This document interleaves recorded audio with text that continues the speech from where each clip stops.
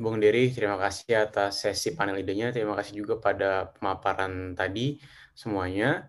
Sekarang kita udah jam 17:05. Kita akan memulai sesi selanjutnya, yaitu sesi polemik filsafat, debat filsafat mengenai fenomenologi dan filsafat neuroscience yang akan dibawakan oleh Pak Taufikur Rahman dan Pak Arvin Guo, yang akan dimoderatori oleh Bung Firmansyah Sundana. Maka itu, Bung Firmansyah, apakah sudah ada di Zoom? Halo, sudah ada. Oke, sudah siap ya Bung untuk debatnya? Siap. Oke, aku berikan ke Bung Firmansyah selanjutnya. Terima kasih kepada Bung Ada Ghazali selaku MC yang telah memberikan saya kesempatan menjadi moderator di sini. Selamat sore semuanya dan selamat datang kepada audiens baik yang di Zoom dan di YouTube di acara sesi polemik ya Philopes ID. Nah, pada kesempatan kali ini kita akan ngobrol nih, kita akan mendengar obrolan dari atau dialog debat ya, lebih tepatnya debat antara Bung Taufikur Rahman dan Bung Arvin Go ya. Nah, sebelum itu saya memperkenalkan diri, nama saya Firman Sundana. Di sini saya yang akan menemani teman-teman semuanya di sini dalam sesi ini, dan di acara debat kali ini kita akan menyaksikan dua tamu, yaitu Bung Taufikur Rahman. Halo Bung Taufikur Rahman, apakah sudah di sini?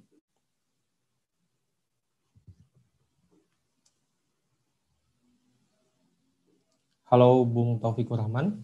Ya Bung, kedengaran nggak? Halo, ya kedengaran. Selamat sore Bung Taufikur Rahman. Sore. Di sisi lain juga ada, di sini kita akan ditemani oleh Bung Arvin Go. Halo Bung Arvin. Halo. Apakah spelling saya tepat ya? Arvin Go ya? Tepat. Terima kasih. Oke, terima kasih. Sebelum itu saya akan memperkenalkan dulu dua pembicara kita. Yang pertama di sini ada Bung Arvin Go ya. Bung Arvin itu menyelesaikan studi master filsafat di Universitas of Pennsylvania dan doktoralnya ini bukan doktoral filsafat tapi doktoral medis di Universitas Johns Hopkins ya. Dan publikasi-publikasi yang sudah ditulis oleh Bung Arvin bisa dilihat di situs resminya stanford.edu ya. Dan teman-teman bisa lihat di sana banyak sekali mengenai onkologis. Jadi spesifiknya Bung Arvin Go ini di onkologis ya, mengenai tindakan preventif dan pengobatan tentang kanker ya kalau nggak salah. Lalu kita ke Bung Taufikur Rahman.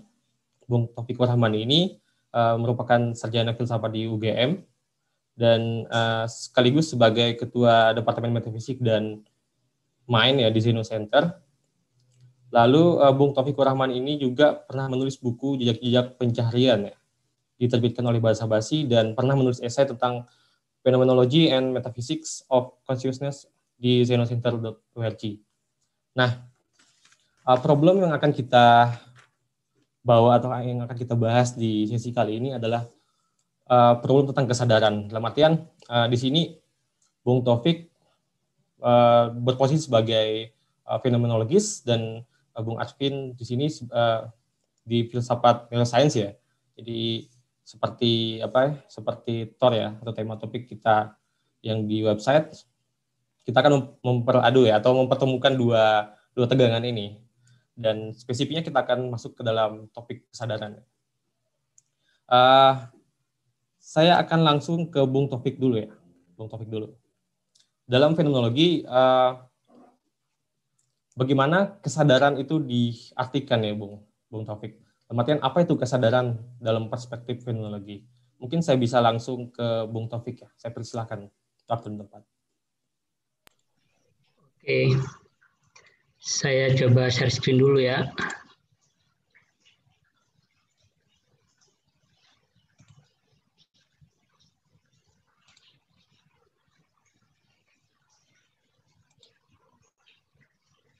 Apakah sudah kelihatan, Bung? Sudah, Bung. Sudah kelihatan. Oke, terima kasih Bung Firmansyah. Selamat sore teman-teman dan juga selamat, nggak tahu ini Bung Arvin sekarang ada di Amerika ya. Sekarang itu pagi ya mungkin ya. Jadi selamat pagi untuk Bung Arvin atau Mas Arvin ya. Orang yang kalau saya lihat riwayat studi akademiknya di Google itu bikin saya merinding duluan. Tapi terima kasih untuk teman-teman panitia Philofest telah memberi saya kesempatan untuk berbicara tentang satu topik di dalam filsafat yang cukup menarik. Jadi judul yang diberikan oleh teman-teman panitia adalah debat filsafat, tapi saya kira nanti saya akan lebih memposisikan diri untuk memberikan jembatan antara dua hal yang oleh teman-teman panitia itu seolah-olah dikonfrontasikan begitu antara fenomenologi dengan neuroscience. Oleh karena itu di sini saya memberi judul presentasi saya sebagai dengan judul neurofenomenologi menuju sains terintegrasi tentang kesadaran. Jadi di sini saya akan berusaha melihat bagaimana sih kalau misalnya neuroscience dan fenomenologi itu digabung dan keduanya diterapkan untuk memahami kesadaran. Setidaknya ada 3 problem yang diajukan oleh teman-teman panitia. Pertama, soal bagaimana fenomenologi bekerja dalam memahami kesadaran dan apa keterbatasannya. Yang kedua, bagaimana neuroscience bekerja dan apa keterbatasannya. Ini mungkin bagian kedua, pertanyaan kedua mungkin akan secara detail dijawab oleh Mas Arvin. Untuk pertanyaan kedua saya hanya akan secara umum aja bagaimana neuroscience ini bekerja. Terus yang ketiga, dapatkah kedua tradisi itu dijembatani? Terus jika iya, dengan cara seperti apa? Baik, saya akan coba langsung menjawab pertanyaan pertama dan kedua. Sebelum kemudian saya menunjukkan bagaimana kemungkinan dua hal ini untuk dijembatani begitu. Namun meskipun di sini teman-teman panitia meminta saya untuk berbicara atas nama fenomenologis, di sini saya tidak akan banyak berbicara tentang Husserl ya, tapi karena saya cukup sulit untuk memakai semua doktrin fenomenologis Husserl dalam konteks topik ini begitu. Jadi saya akan lebih banyak mendasarkan pemaparan saya dalam konteks ini pada David Chalmers begitu. Siapa itu David Chalmers? David Chalmers adalah jadi dia adalah seorang rockstar tapi punya pekerjaan sampingan sebagai filsuf begitu. Oke. Ini berusaha menjawab pertanyaan pertama dan kedua, bagaimana fenomenologi bekerja. Fenomenologi bekerja itu begini. Ya, ini posisi favorit ketika berada di WC duduk. Jadi fenomenologi bekerja dengan melakukan first person approach terhadap apa? Terhadap kesadaran. Artinya dia berusaha memahami atau mengalami secara langsung dari perspektif orang pertama kesadaran itu sendiri. Gitu. Jadi nanti data yang diperoleh adalah data orang pertama, data yang diperoleh langsung tentang kesadaran yang dialami oleh seorang fenomenolog begitu. Sementara neuroscience cara bekerjanya seperti ini. Ini biasanya ada berbeda ya kalau kita berbicara cabang ilmu sebenarnya ada perbedaan antara neuroscience dan cognitive science begitu. Kalau yang neuroscience itu lebih merupakan cabang dari biologi, mungkin nanti Mas Arvin bisa menjelaskan secara lebih detail. Tapi kalau cognitive science itu lebih merupakan percabangan atau perkembangan lebih lanjut dari psikologi begitu. Cuman sekarang karena perkembangan teknologi seperti fMRI misalnya, neuroscience dan cognitive science ini sering berkolaborasi. Dalam konteks ini saya akan mengandaikan bahwa ketika berbicara neuroscience maka di dalamnya itu juga akan tercakup pengandaian cognitive science karena keduanya dalam konteks ini punya kesamaan, yaitu dia berusaha melakukan pemahaman terhadap kesadaran dengan third person approach, dengan pendekatan orang ketiga. Artinya karena pendekatan orang ketiga yang dia berusaha mengakses proses neural yang ada di dalam otak. Di dalam otak siapa? Bukan di dalam otak peneliti itu sendiri, tapi di dalam otak orang lain. Jadi oleh karena itu disebut sebagai third person approach. Nanti data yang diperoleh adalah data orang ketiga begitu. Jadi data tentang proses-proses neural orang lain begitu. Oke, sebelum lanjut ke pembahasan bagaimana menjembatani dua model pendekatan ini antara yang fenomenologis, yang first person approach, dan yang neuroscience, itu saya akan menunjukkan posisi-posisi mainstream terlebih dahulu di dalam filsafat akal budi. Ini nanti ada kaitannya dengan dua tradisi tersebut. Di dalam filsafat akal budi setidaknya ada dua posisi besar yang ini cukup mainstream, yaitu materialisme dan dualisme. Nanti materialisme ini masih dibagi bercabang-cabang lagi. Ada yang jadi kalau materialisme tesis umumnya kira-kira mengatakan bahwa kesadaran itu adalah bagian dari proses neural yang ada di dalam otak dan itu bersifat material. Tapi ini kemudian dibagi-bagi lagi, ada yang eliminatif. Yang eliminatif ini secara tegas mengatakan bahwa kesadaran itu nggak ada, yang ada itu hanyalah fungsi-fungsi neural. Terus ada yang reduktif ini mengatakan bahwa penjelasan tentang kesadaran bisa direduksi ke dalam penjelasan tentang neuron-neuron kita atau saraf-saraf kita di dalam otak. Terus kemudian ada yang non-reduktif, dia mengatakan bahwa kesadaran itu ada, tidak seperti yang eliminatif, cuman dia keberadaannya lebih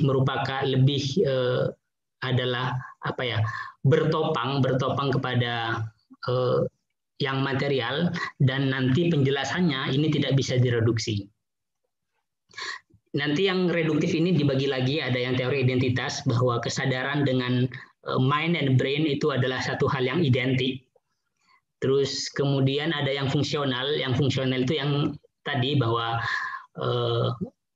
penjelasan tentang kesadaran bisa dijelaskan dengan penjelasan fungsional begitu. Terus posisi mainstream yang kedua ada dualisme. Dualisme kira-kira mengatakan bahwa ini biasanya secara umum, secara lebih dalam gambaran besarnya, dualisme dibagi dua, antara dualisme substansi dan dualisme properti. Dualisme yang kira-kira mengatakan bahwa mental state atau kesadaran atau qualia atau apapun istilahnya, itu merupakan sesuatu, bisa dikatakan substansi, bisa dikatakan properti, ini tergantung nanti asumsi metafisik apa yang akan kita andaikan. Itu merupakan sesuatu yang sepenuhnya berbeda daripada materi atau berbeda dari sistem neural kita di dalam otak begitu. Terus kemudian dualisme ini dibagi tiga lagi, ada interaksionisme, artinya dua hal itu antara sistem neural dengan sistem kesadaran atau pengalaman subjektif itu ada interaksi timbal balik, ada saling memengaruhi, yang neural memengaruhi pengalaman subjektif dan juga demikian sebaliknya. Terus yang kedua ada yang epifenomenal, ini sama-sama dualis, cuman bedanya dia kalau tadi yang interaksionis itu ada hubungan timbal balik, tapi kalau yang epifenomenal ini tidak hanya ada interaksi satu arah, yaitu dari yang material terhadap yang mental. Sementara yang mental itu tidak punya causal power, tidak punya daya kausal terhadap yang material. Oleh karena itu, yang mental itu hanya dikatakan sebagai epifenomena, sesuatu yang tidak punya daya kausal begitu. Terus yang terakhir dari dualisme ini ada paralelisme. Jadi kalau yang kedua dan ketiga itu ada semacam pengaruh, entah pengaruh dua arah atau pengaruh satu arah. Kalau di paralelisme ini antara yang materi dengan yang mental itu tidak ada hubungan sama sekali. Dia berjalan beriringan begitu tanpa keduanya saling berhubungan. Nah, kembali ke masalah dua tradisi tadi, apa kaitannya posisi-posisi ini, posisi-posisi di dalam filsafat akal budi dengan pendekatan neuroscience dan pendekatan fenomenologis? Kaitannya adalah jika materialisme benar, maka pendekatan neuroscience itu sudah sangat cukup untuk memahami kesadaran. Dan kita tidak perlu pendekatan tidak perlu pendekatan fenomenologis. Karena kita cukup mempelajari otak kita, ada apa saja, strukturnya bagaimana, fungsi-fungsinya seperti apa. Ketika sudah bisa menjelaskan itu semua melalui neuroscience, maka kita sudah bisa memahami kesadaran. Itu hubungan pertama. Jadi jika materialisme yang benar, maka neuroscience sudah sangat cukup untuk kita jadikan pijakan dalam memahami kesadaran. Namun jika materialisme ini ternyata keliru dan yang benar adalah dualis, bahwa mental state atau pengalaman subjektif itu adalah sesuatu yang sepenuhnya berbeda dari sistem neural, maka neuroscience ataupun juga cognitive science itu nggak memadai atau nggak cukup, kurang cukup untuk memahami apa itu kesadaran. Kenapa tidak cukup? Karena tadi apa yang bisa dilakukan oleh neuroscience hanya third person approach untuk melihat sistem neural. Dia tidak bisa mengakses pengalaman subjektif dari seseorang. Begitu. Dan yang bisa melakukan ini adalah fenomenologi. Oke. Sekarang saya akan menunjukkan bahwa materialisme itu keliru. Oleh karena itu saya memberi tanda merah di sini. Setidaknya ada 3 argumen di sini untuk menentang materialisme atau membuktikan bahwa materialisme itu tidak cukup benar dalam tesis-tesisnya. Yang pertama adalah explanatory arguments. Ini didasarkan pada satu pembedaan yang diusulkan oleh David Chalmers tadi, seorang rockstar yang nyambi jadi filsuf. Pembedaan antara easy problem of consciousness dan hard problem of consciousness.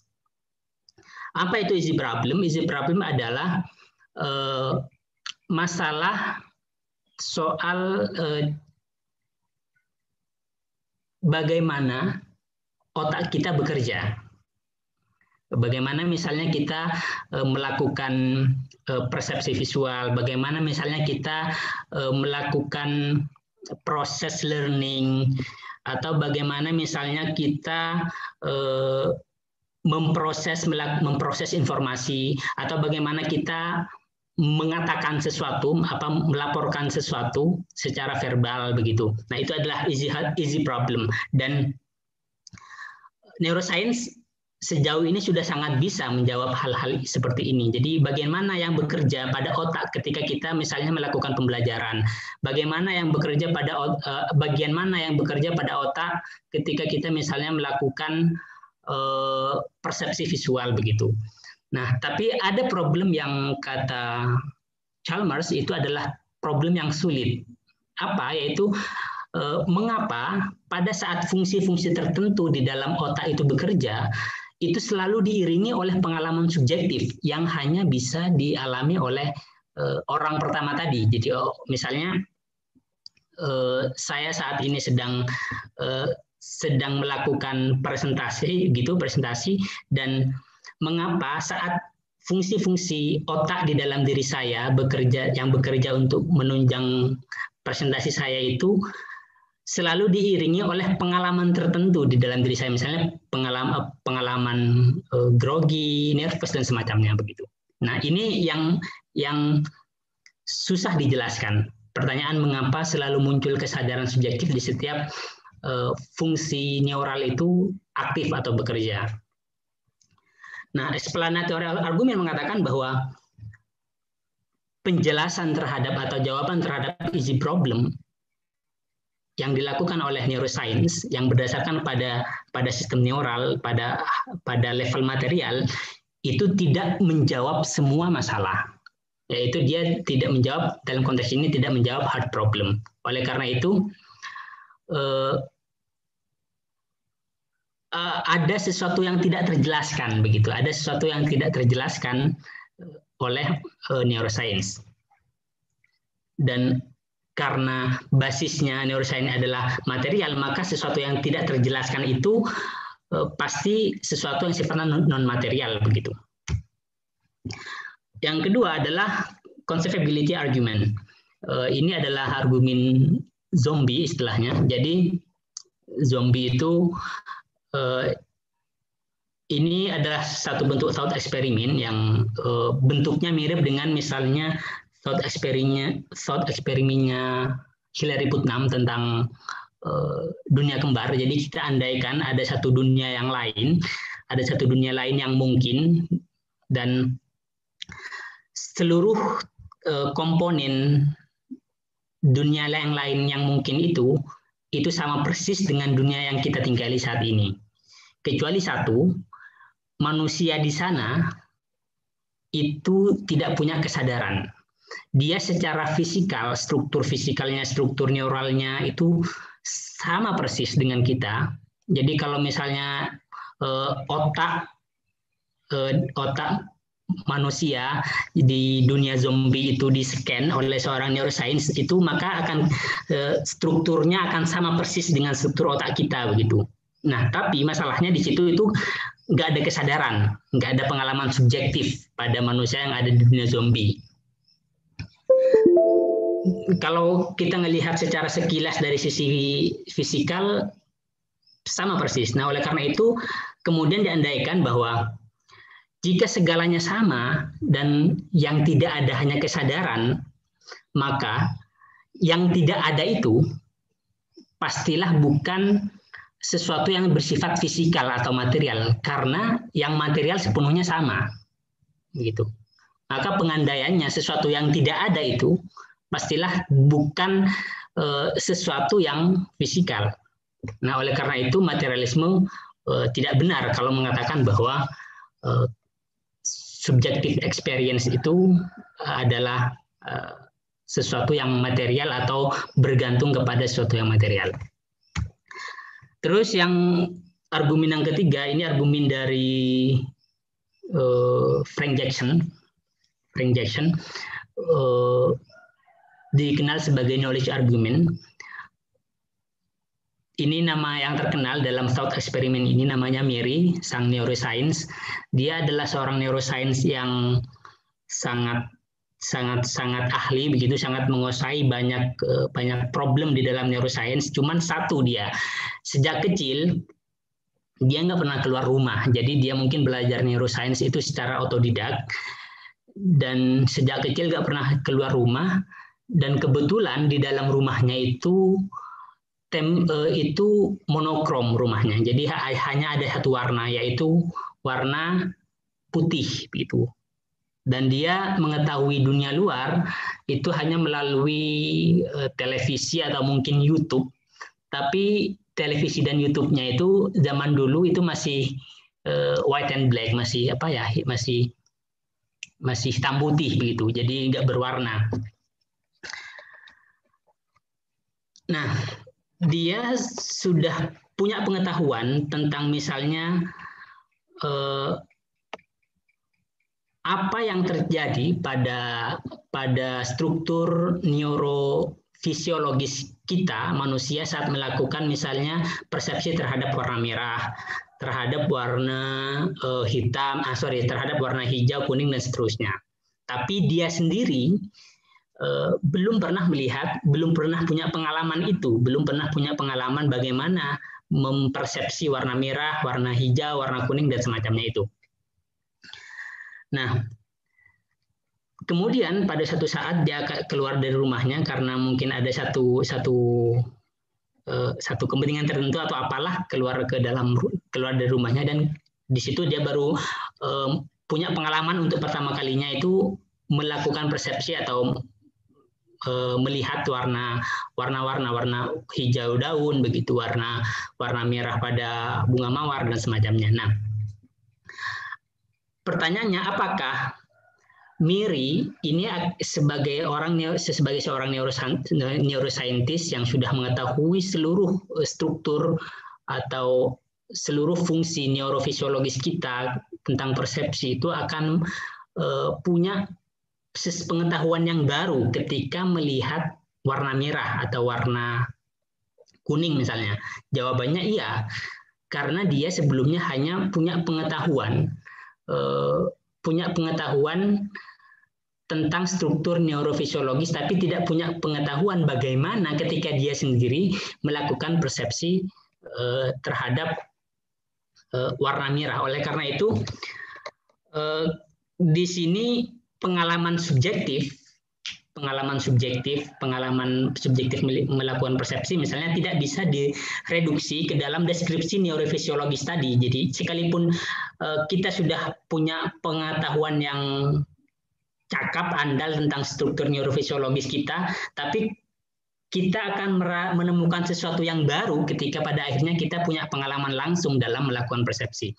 Nah, oleh karena itu, misalnya Thomas Nagel mengatakan bahwa definisi kesadaran itu adalah ada sesuatu, bagaimana rasanya melihat sesuatu atau bagaimana rasanya menjadi sesuatu. Jadi dia menulis satu artikel judulnya What it is like to be bad, begitu. Bagaimana rasanya menjadi kelelawar. Nah, bagaimana rasanya menjadi seorang Miri. Nah, itu yang tidak bisa digambarkan oleh neuroscience. Oleh karena itu, ini pasti karena tidak bisa digambarkan oleh neuroscience, ini pasti merupakan sesuatu yang non material begitu. Nah, ini semua adalah bentuk menunjukkan ada epistemic gap antara pengetahuan kita di level material dengan pengetahuan kita di level mental gitu. Jadi pengetahuan kita di level material tidak meniscayakan adanya pengetahuan tentang level mental begitu. Ada semacam gap, ada semacam pemisah.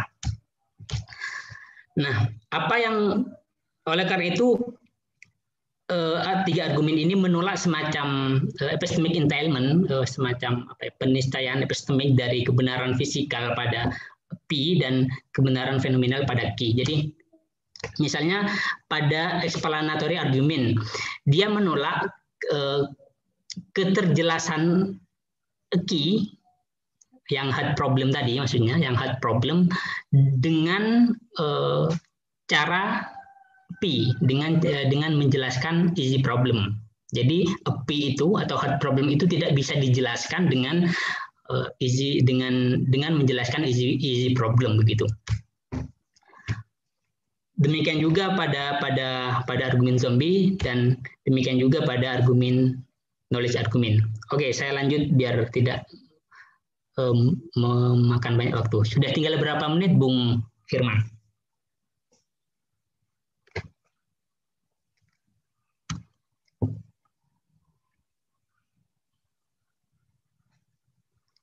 Bung Firman, speakernya masih belum aktif. Tinggal 2 menit lagi, Bung. Sampai jam 5.35.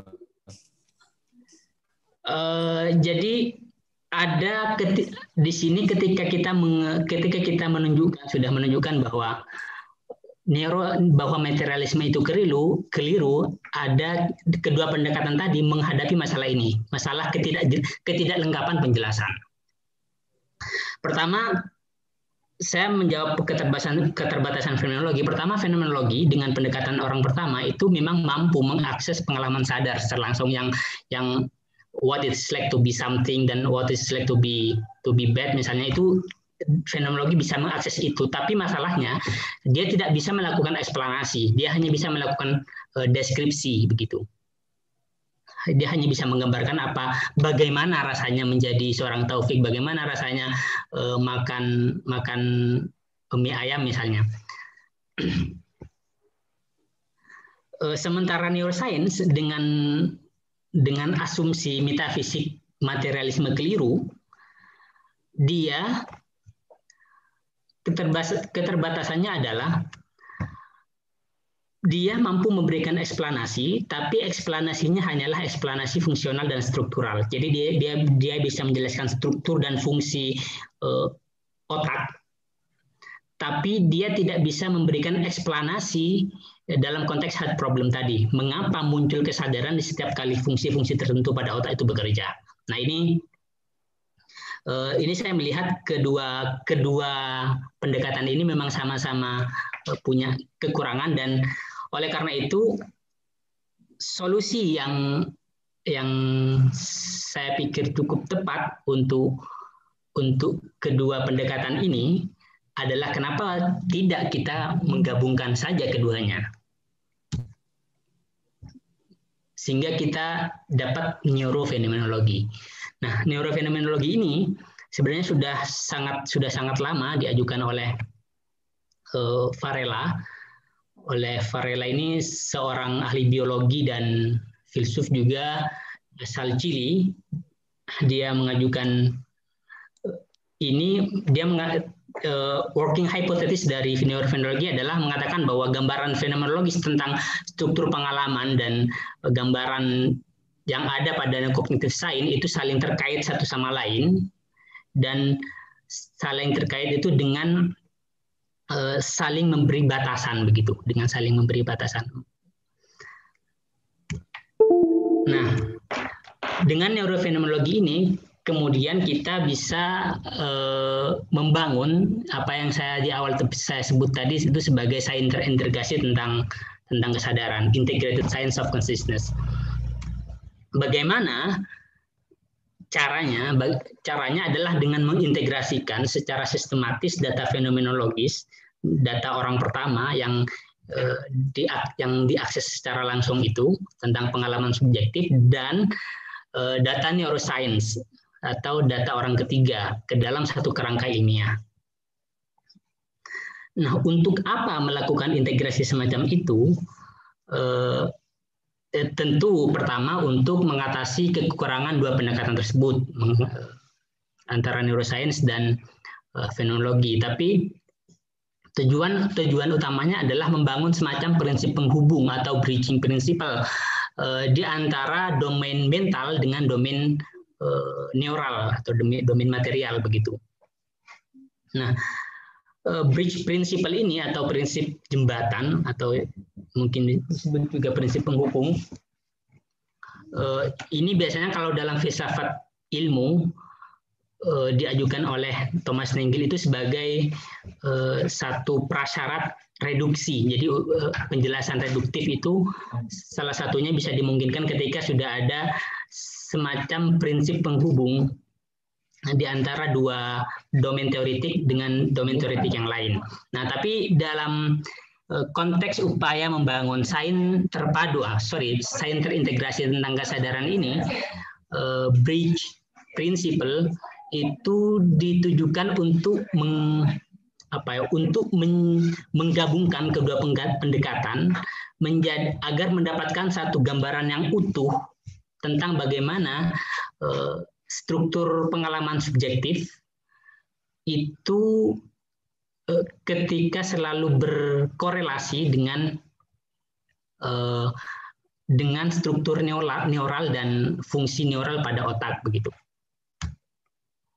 Nah, bagaimana kemudian? Nah, ini salah proposal program riset dari sains tentang kesadaran itu kira-kira dengan tujuan tadi, dengan tujuan untuk mencari prinsip penghubung itu yang bisa dilakukan, setidaknya ada 3 hal yang bisa dilakukan. Nah, tapi ini masih belum final proposal ini. Namanya ini kita bisa uji lebih lanjut tentang berhasil nggak program riset ini begitu.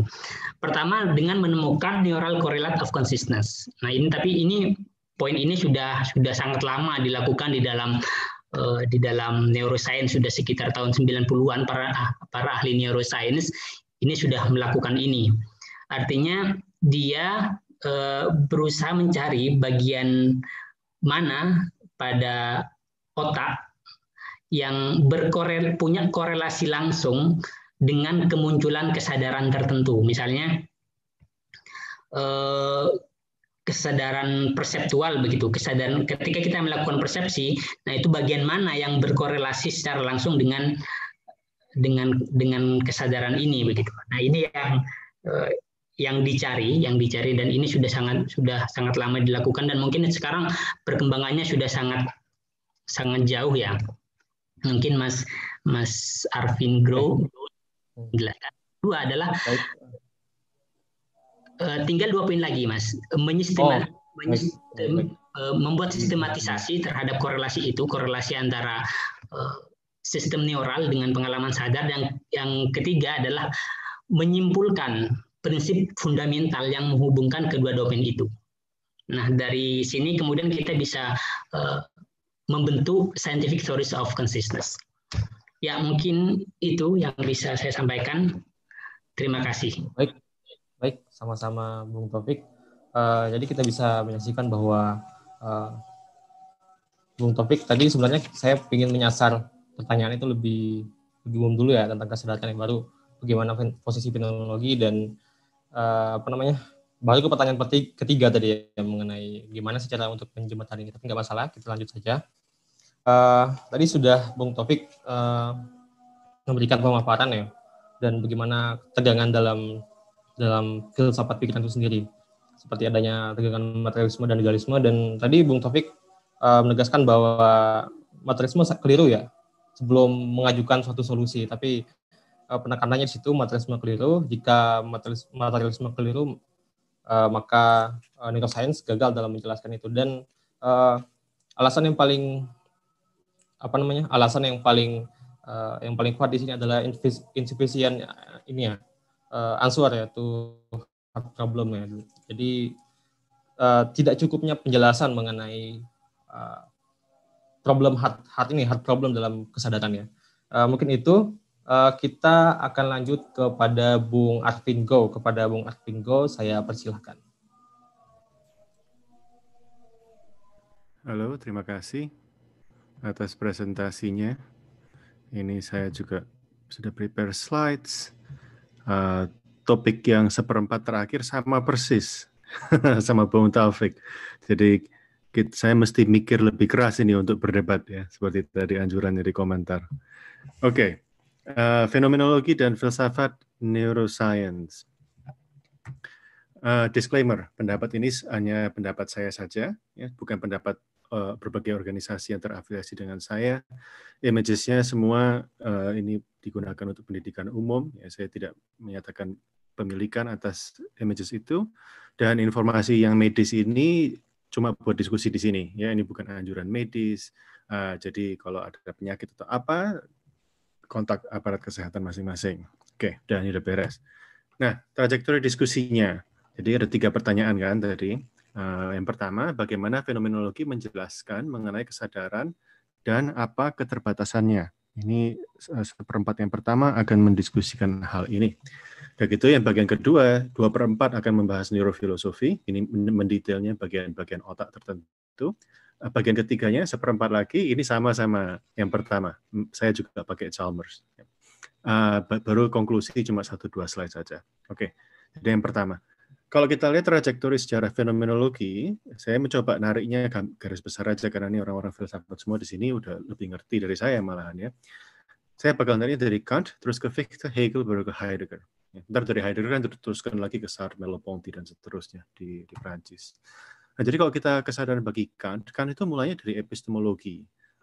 Dia mengatakan apa itu knowledge, Erkenntnis dan Wissen, kognisi dan knowledge itu. Itu adalah operasi intelek manusia. Dan sewaktu seseorang itu berkognisi, dia itu membentuk suatu representasi, ya kan?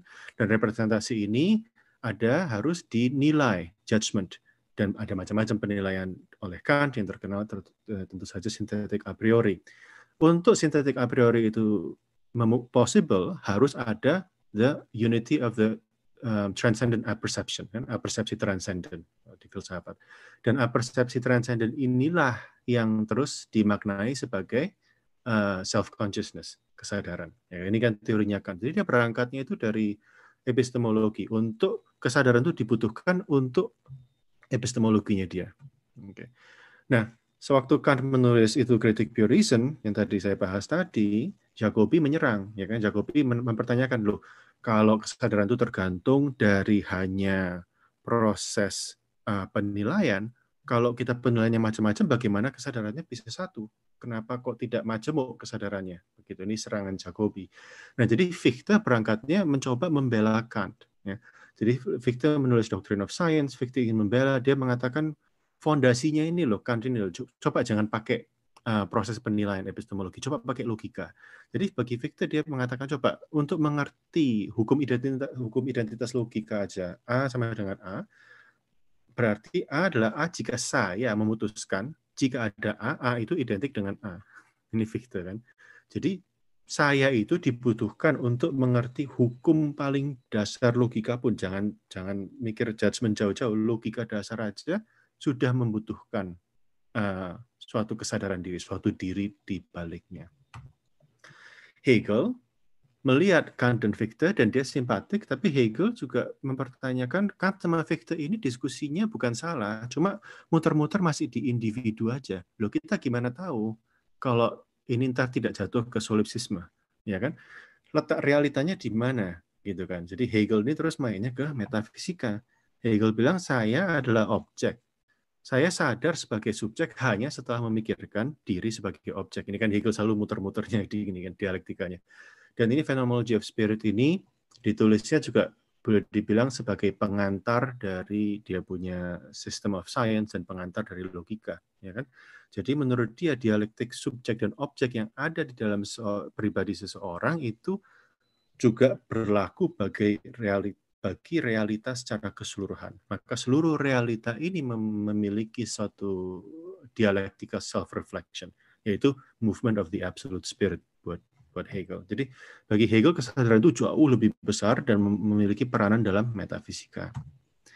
Heidegger bantah. Heidegger kan nggak suka, boleh dibilang, saya membaca Heidegger dari lensa fenomenologi ya. Bagi Heidegger pendekatan ontologi itu sudah kesasar dari dulunya, ya kan? Ini yang dia bilang Seinsvergessenheit, kelupaan akan being itu aslinya apa.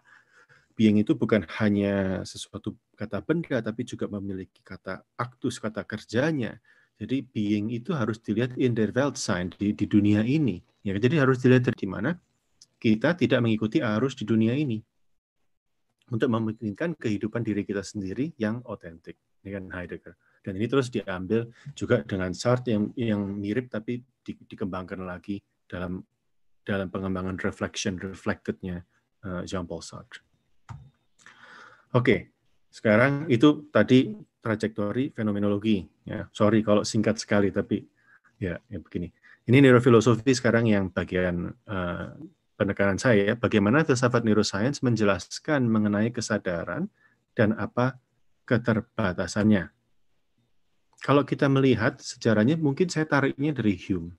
Dari Hume, baru ke Wilhelm Wundt, Chomsky, dan gitu Churchland yang eliminative reductionism tadi yang dibahas Taufik. Ya. Kesadaran bagi Hume itu apa? Dia berangkatnya dari empirikal, dari empirisisme. Segala sesuatu berasal dari pengamatan empiris, bukan a priori. Jadi yang buat Hume itu kita bisa mengetahui segala sesuatu karena ada prinsip-prinsip asosiasi, ada 3 prinsip, asosiasi kemiripan, kesambungan ruang dan waktu, dan juga kesambungan sebab dan akibat. Ya kan? Kitalah yang menciptakan asosiasi ini. Ini adalah konsep-konsep yang kita ciptakan untuk menjadi suatu persepsi yang macam-macam. Jika persepsi yang macam-macam ini digabungkan, disitulah ada suatu kesadaran yang stabil, yang bisa mengartikan segala persepsi ini dalam kehidupan. Ya, jadi Hume berangkatnya empirikal. Ya kan? Wilhelm Wundt, terus 1874, dia bilang, loh, kalau memang kesadaran itu betul yang Hume bilang ada di ranah fisik, berarti ini Wilhelm Wundt, ingat ya, trainingnya dia itu fisiologi di Heidelberg. Berarti dia menganggap psikologi itu sebagai fisiologi dan sebagai natural science, bukan lagi masuk ke filsafat. Jadi diskusi kesadaran terus itu masuknya ke ranah science, ke ranah natural science. 1880 dia malah lebih maju lagi, psikologi itu lebih mendasari lagi dari natural science. Dia bilang ada aspek sainsnya tapi juga melampaui sains karena bisa masuk ke sosiologi. 1882 pengaruh dari Wilhelm Wundt ini masuk kemana-mana. Dari Jerman ada berkembang departemen-departemen psikologi, di Amerika juga berkembang, salah satu pertamanya di University of Pennsylvania. Jadi kalau kita lihat dari laboratorium psikologi, ya, itu berkembang sekali. Dari cuma 42 laboratorium di Amerika, tahun 1910-an, udah gitu tahun 1926 itu sudah ada 117 laboratorium. Jadi ini perkembangan ilmu yang sangat sangat maju. Nah, by the time 1933, textbook psikologi sudah membahas, sudah ada 4 kategori psikologi. Structuralism, seperti Chomsky, ya, functionalism, Fodor, behaviorism, Skinner, dan Gestalt psikologi. Jadi dari tahun 33 sudah ada 4 cara berpikir psikologi yang membahas kesadaran dengan tradisinya masing-masing. Jadi Churchland, tugas saya kan membahas neurofilosofi ya. Neurofilosofi berdasarkan neuroscience. Apa sih yang bisa dijelaskan oleh neuroscience? Jadi saya bahasnya otak dalam dulu, archicortex, sudah gitu kita bahas otak luar, neocortex. Nah sekarang kalau pakai kerangkanya Aristotle misalnya, ini the powers of the soul, ya kan, vegetative, de anima, animal, sudah gitu, intellective powers, kan banyak ini kebisaannya, judgment, reasoning, pengertian, dan lain macam sebagainya. Berapa banyak dari powers of the soul yang biasanya dikoneksikan dengan soul, dengan kesadaran dari Aristotle itu dapat dijelaskan dengan neuroscience. Dan saya mencoba membahas sebanyak mungkin dalam waktu yang singkat ini. Oke, otak dalam, archicortex. Ini termasuk beberapa anggota bagian otak. Di sini yang saya tulis. Ini letaknya, bisa lihat yang berwarna biru dan hijau. Ini, makanya saya bilang otak bagian dalam. Ini bukan term medis yang benar ya. Ini cuma buat diskusi aja. Kalau kita lihat di limbic system itu ada beberapa organ. Yang pertama hippocampus. Hippocampus itu dari kata kuda laut. Karena kalau dilihat bentuknya ini yang merah ini, dia bentuknya seperti kuda laut. Ya, gunanya hippocampus ini adalah untuk memory consolidation, untuk pembentukan memori baru. Oke. Nah, ada pasien HM, yaitu Henry Molaison, yang sudah meninggal tahun 2008. Dia salah satu pasien dari dosen saya di Hopkins dulu, Don Price. Dia karena satu keadaan medis butuh dikeluarkan hippocampusnya, di surgically removed, ya, dibuang. Gitu. Karena dibuang waktu itu mereka nggak tahu fungsi hippocampus itu apa. Setelah dibuang baru 8 patient HM ini memiliki kehilangan memori, tapi tidak kehilangan IQ ataupun tidak juga kehilangan kemampuan berbahasa. Jadi ini setelah meninggal otaknya si HM di 3D modeling oleh UC San Diego, dan ini hasilnya. Ini bisa lihat bagian yang merah itu adalah bagian yang copong yang tidak ada di pasien HM. Jadi kita tahu bahwa fungsi memori, ini salah satu fungsi yang dikatakan Aristotle adalah fungsi of the soul, ini bisa ditemukan di hippocampus. Okay. Amigdala, ini adalah pusat bagian otak yang meregulasi ketakutan, amarah, dan juga keberanian. Ya, amigdala lokasinya di sini, di bagian otak dalam, dan ini merah warnanya di sini, kecil, makanya amigdala itu artinya almond, ya, biji almond.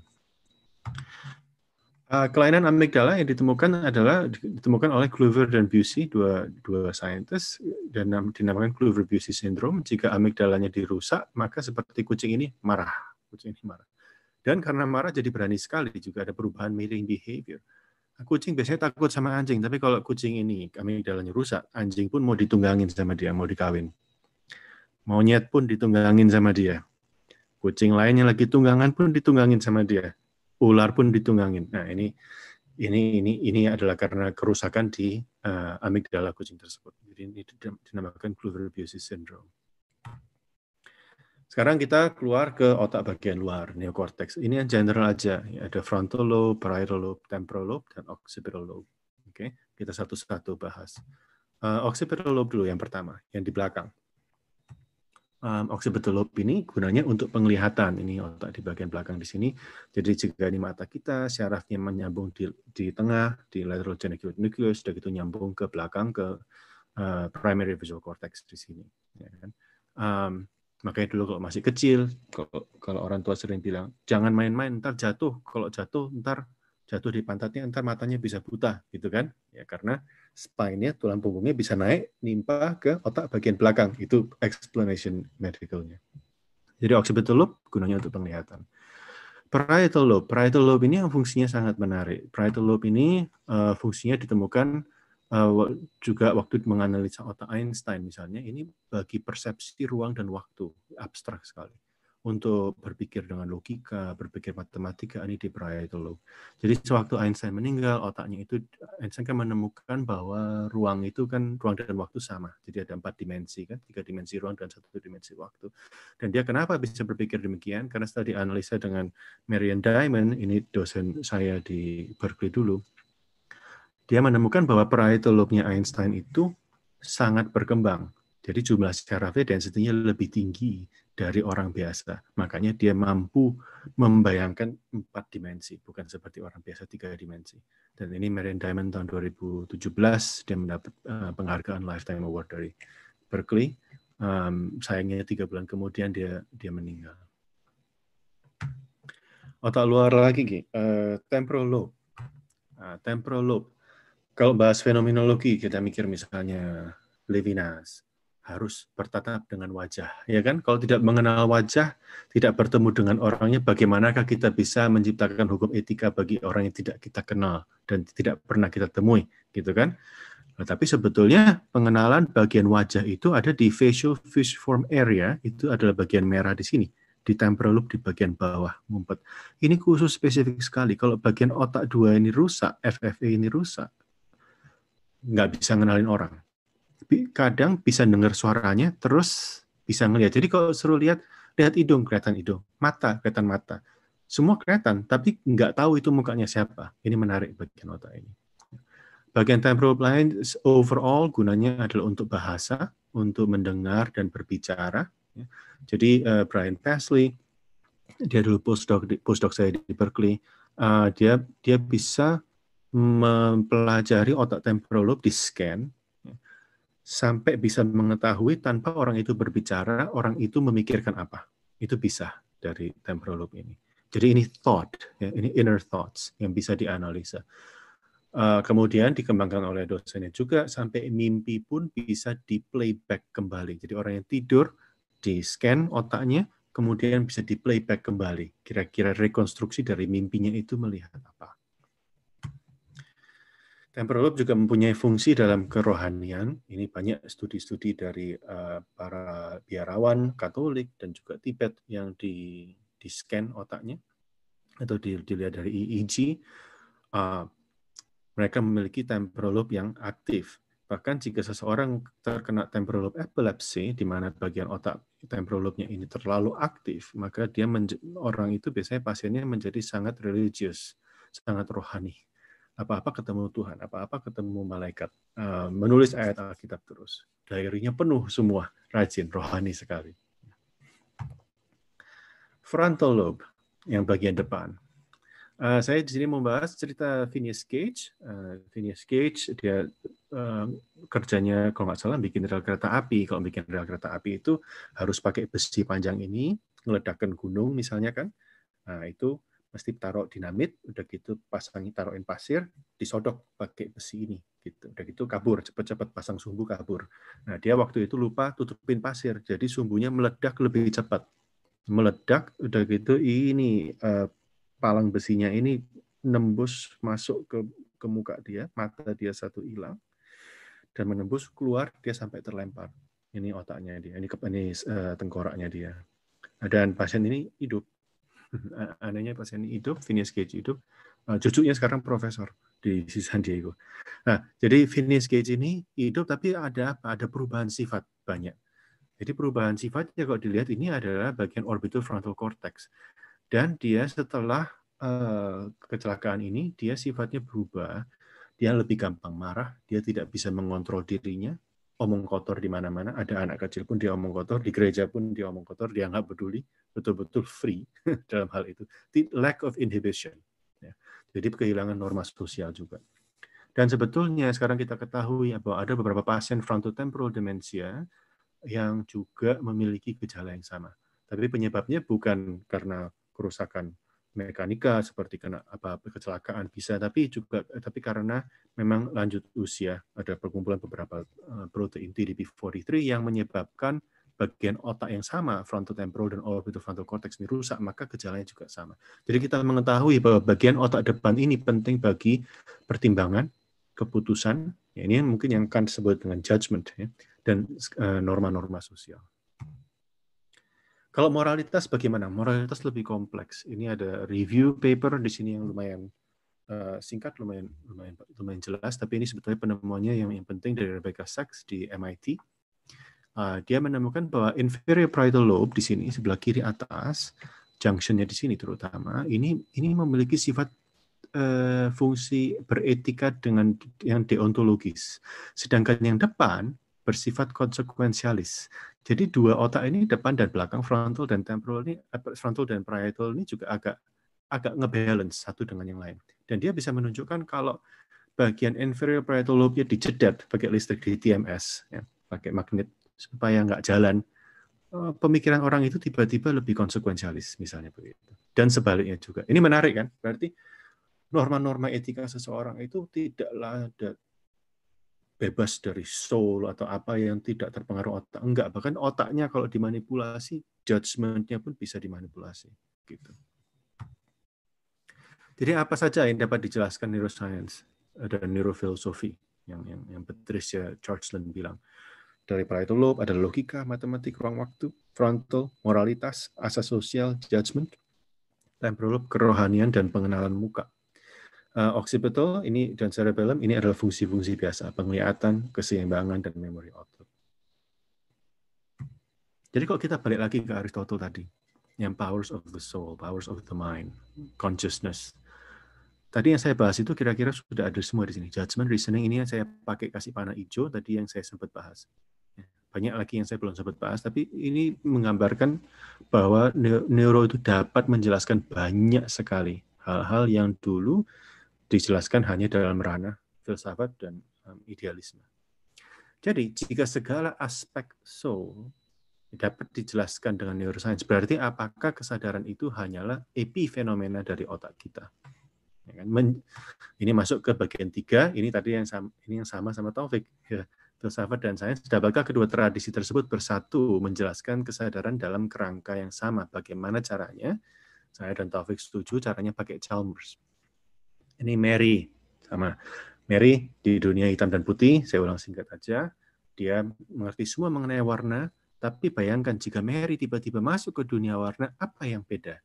Yang beda adalah pengalaman akan warna itu yang tidak bisa dipelajari dari buku apapun juga, dari knowledge apapun juga. Intersubjective experience itulah yang tidak dapat dideskripsikan secara fisik, dan itu yang disebut sebagai phenomenal consciousness oleh Chalmers atau mungkin qualia untuk singkatnya. Nah, ini juga eksperimen zombie. Ya. Kalau zombie, bayangkan zombie yang fisiknya duplikat dari manusia, hanya kekurangan qualia. Oke, sama fisiknya minus qualia. Nah, zombie itu dapat terpikir oleh kita kan, karena dapat terpikir berarti itu logically possible. Ya, kan? Kalau logically possible, maka qualia tidak dapat dijelaskan sepenuhnya oleh hukum fisik saja. Maka harus ada psychophysical principles. Dan ini mungkin yang saya akan tarik lebih lanjut karena sudah banyak dibahas Taufik. Psychophysical principles ini yang ntar bakal mengunci Chalmers terhadap metafisika tertentu. Jadi buat dia logical supervenience tidak cukup untuk ada qualia, harus ada natural supervenience, di mana logical supervenience itu ditambah dengan psychophysical laws. Jadi dia propose organizational invariance atau functional isomorph di sini. Ya. Jadi pengalaman itu invariant, tidak dapat berubah, lintas berbagai sistem, kalau memiliki organisasi fungsional yang sama.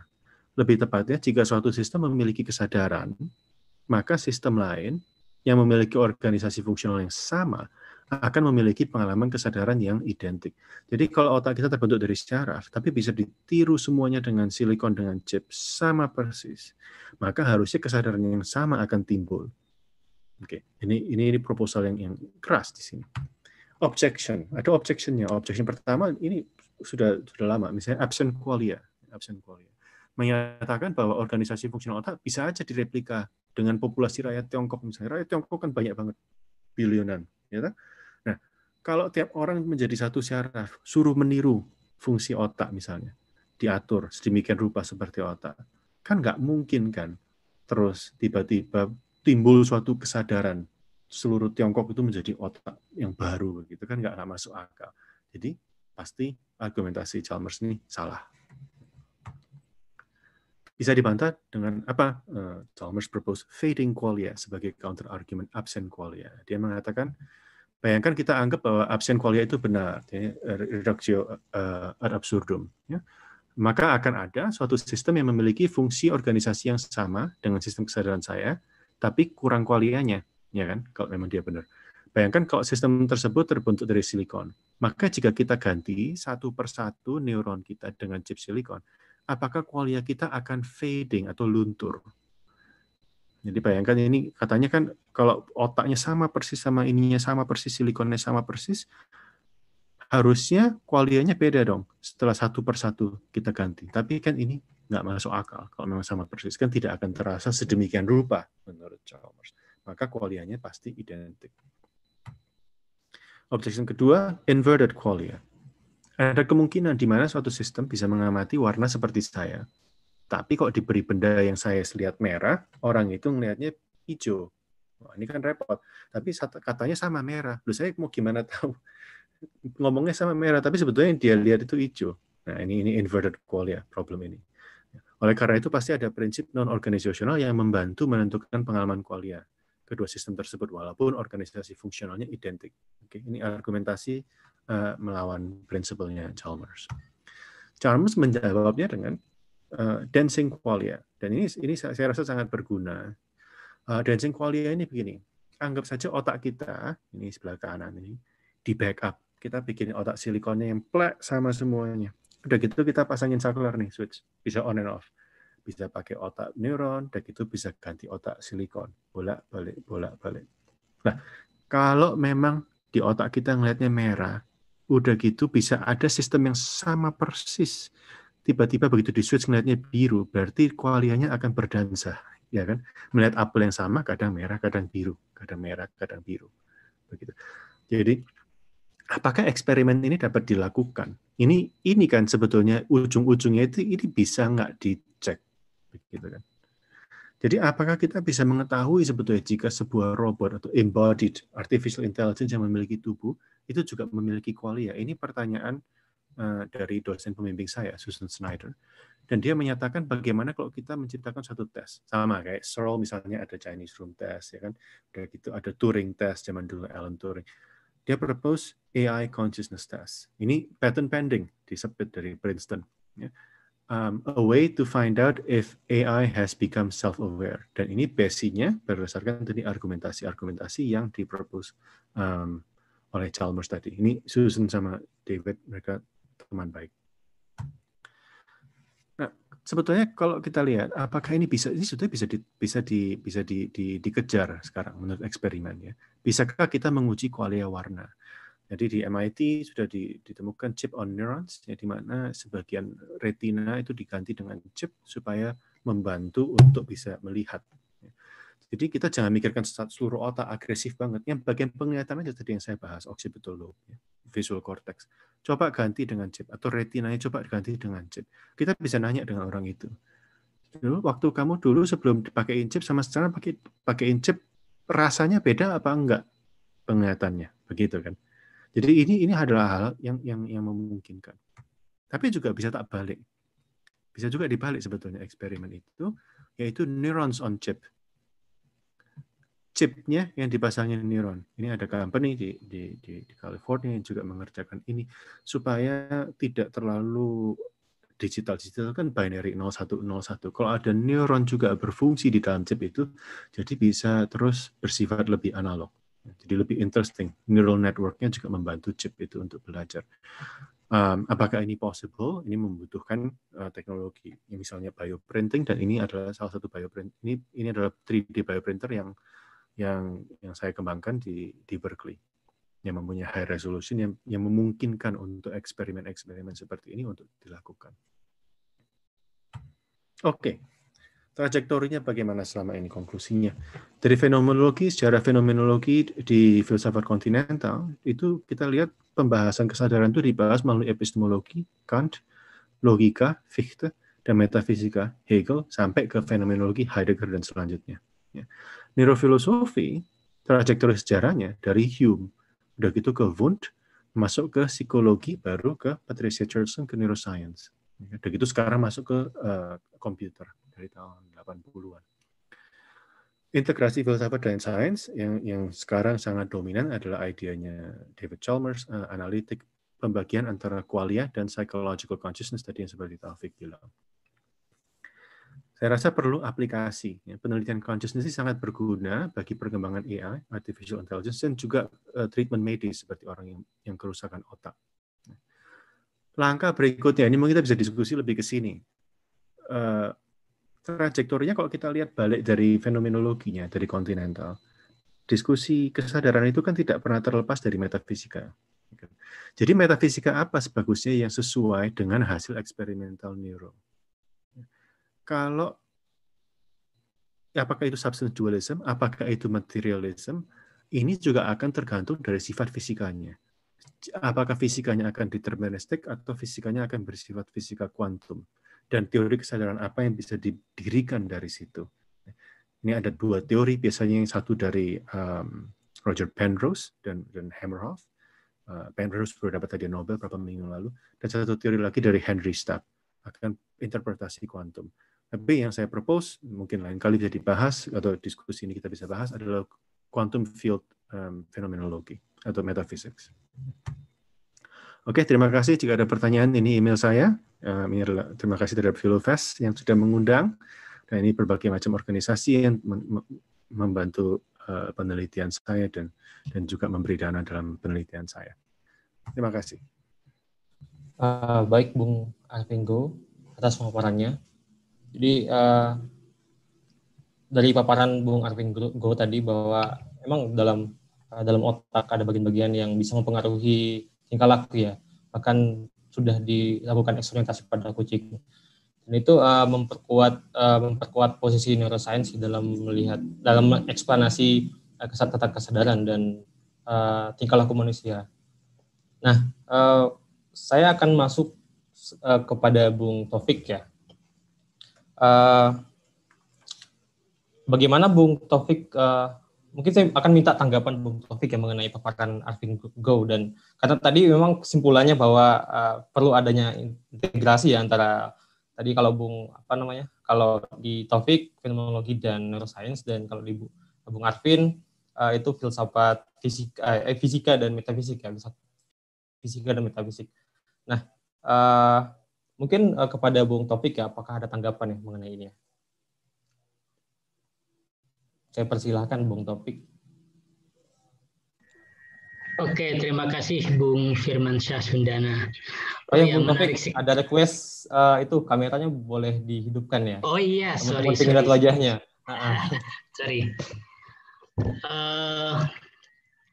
Menarik sekali saya mendengarkan paparan dari Mas Arvin Go ya, sangat detail. Mungkin detail-detailnya ini belum sempat saya baca karena ini jelas sesuatu yang baru bagi saya, yang lebih banyak membaca filsafat daripada hard science yang dijelaskan oleh Mas Arvin Go. Tapi menarik ketika misalnya Mas Arvin Go bisa menjelaskan fenomenologi dalam bentuk yang murni kontinental tadi di awal, terus kemudian di akhir tiba-tiba menjelaskan struktur neural otak misalnya. Nah, yang ingin saya tanyakan adalah ada nggak sih peran fenomenologi sebagai sebuah doktrin, sebagai doktrin tentang kesadaran begitu yang tadi sudah dijelaskan oleh Mas Arvin Go, mulai dari misalnya Hegel sampai Heidegger. Ada nggak sih perannya di dalam neuroscience atau di dalam kerja saintifik untuk memahami kesadaran? Itu yang pertama. Yang kedua, tadi Mas Arvin Go sempat juga mensitasi Churchland ya. Pertanyaan saya, bagaimana posisi Mas Arvin Go, mengingat ini juga Churchland orang yang mengkritik keras David Chalmers tentang hard problem itu ya. Dan dia belakangan saya lihat di Twitter juga dia sangat keras mengkritik Philip Goff yang baru-baru ini mengusulkan panpsychism itu. Nah, bagaimana respon Mas Arvin Go terhadap kritik Churchland terhadap Chalmers dalam konteks hard problem? Apakah setuju atau Mas Arvin Go punya posisi sendiri yang berbeda daripada Churchland? Itu mungkin dari saya, nanti bisa sharing lebih lanjut. Baik, Bung Taufik. Ya, ada 2 pertanyaan ya untuk Bung Arvin, ya, bisa langsung dijawab ya. Ya. Terima kasih pertanyaannya. Yang pertama, apakah ada kontribusi dari sejarah kontinental itu terhadap neuroscience? Saya rasa nggak secara langsung, tapi dalam scientific world ada. Itu tujuan saya tadi menunjukkan yang chip on neuron dan neuron on chip, ya, dan otak-otak silikon, perkembangan artificial intelligence. Itu kan tergantung metafisikanya. Jika kita memegang metafisika substance dualism, project artificial intelligence itu dibuang semua, begitu kan? Karena nggak bakal bisa ada soul yang betul-betul memiliki qualia. Tapi kalau megang metafisikanya seperti Chalmers, ada panpsychism, ada proto-consciousness yang mendasar di segala sesuatu, maka project artificial intelligence itu masuk akal. Jadi ini sebetulnya adalah suatu hal yang saintis buta, tidak tahu mereka punya prasuposisi metafisika apa, langsung aja pokoknya ada silikon, ada otak, ya tak scan, tak bikin jadi satu, lihat sadar apa enggak, gitu kan. Ya, tapi kalau ada kerangka metafisikanya, maka pertanyaannya sebetulnya lebih bisa mengarah kan, sama kayak Susan Snyder tadi, karena dia basic metafisikanya jelas, jadi dia bisa menguji apakah robot itu memiliki qualia atau tidak. Itu kan semua gara-gara studi metafisika, bukan karena studi neuroscience ataupun computer science. Begitu. Jadi saya rasa kontribusinya di situ. Itu pertanyaan pertama. Yang pertanyaan kedua mengenai Patricia Churchland and David Chalmers. Saya lebih setuju dengan David Chalmers dalam hal ini. Saya rasa hard problem masih hard problem of consciousness. Saya rasa itu nggak akan hilang. Tapi memang neuro itu majunya banyak sekali. Ya. Jadi kita harus hati-hati. Rasanya itu kayak consciousness itu tambah lama tambah mundur gitu. Dulu bilang, oh bahasa ada gitu mundur lagi, oh rasio udah gitu mundur lagi, moralitas mundur lagi gitu kan. Artinya ini memang ada kayak kegeser gitu sama neuro. Tapi kalau urusan feelingnya itu, qualianya itu sulit digeser. Dan mungkin yang lebih penting lagi adalah prinsip top down causation. Itu kan seperti strong emergence itu dari materi itu bisa ada top down causation dan itu baru ada kebebasan. Itu sebetulnya saya rasa yang sangat penting, yang Patricia mungkin menganggap kita itu asumsinya itu sangat behaviorist. Dia mikirnya kalau dikasih input, outputnya begini. Neuro otak itu sebagai suatu mesin, ya kan? Tapi kok dengan demikian berarti tidak ada freedom. Makanya itu prasuposisinya Patricia itu makanya saya telusuri lebih dari behaviorism, lebih dari Hume yang sangat empirical, trajektori filsafatnya begitu. Ya, saya tidak setuju dengan Chalmers apa, saya tidak setujunya dalam hal panpsychismenya. Saya rasa itu yang saya tidak setuju dengan Chalmers. Saya rasa masih ada cara-cara lain untuk mendirikan metafisika yang sesuai dengan neuroscience dan juga qualia. Terima kasih. Baik, Bung Arvin.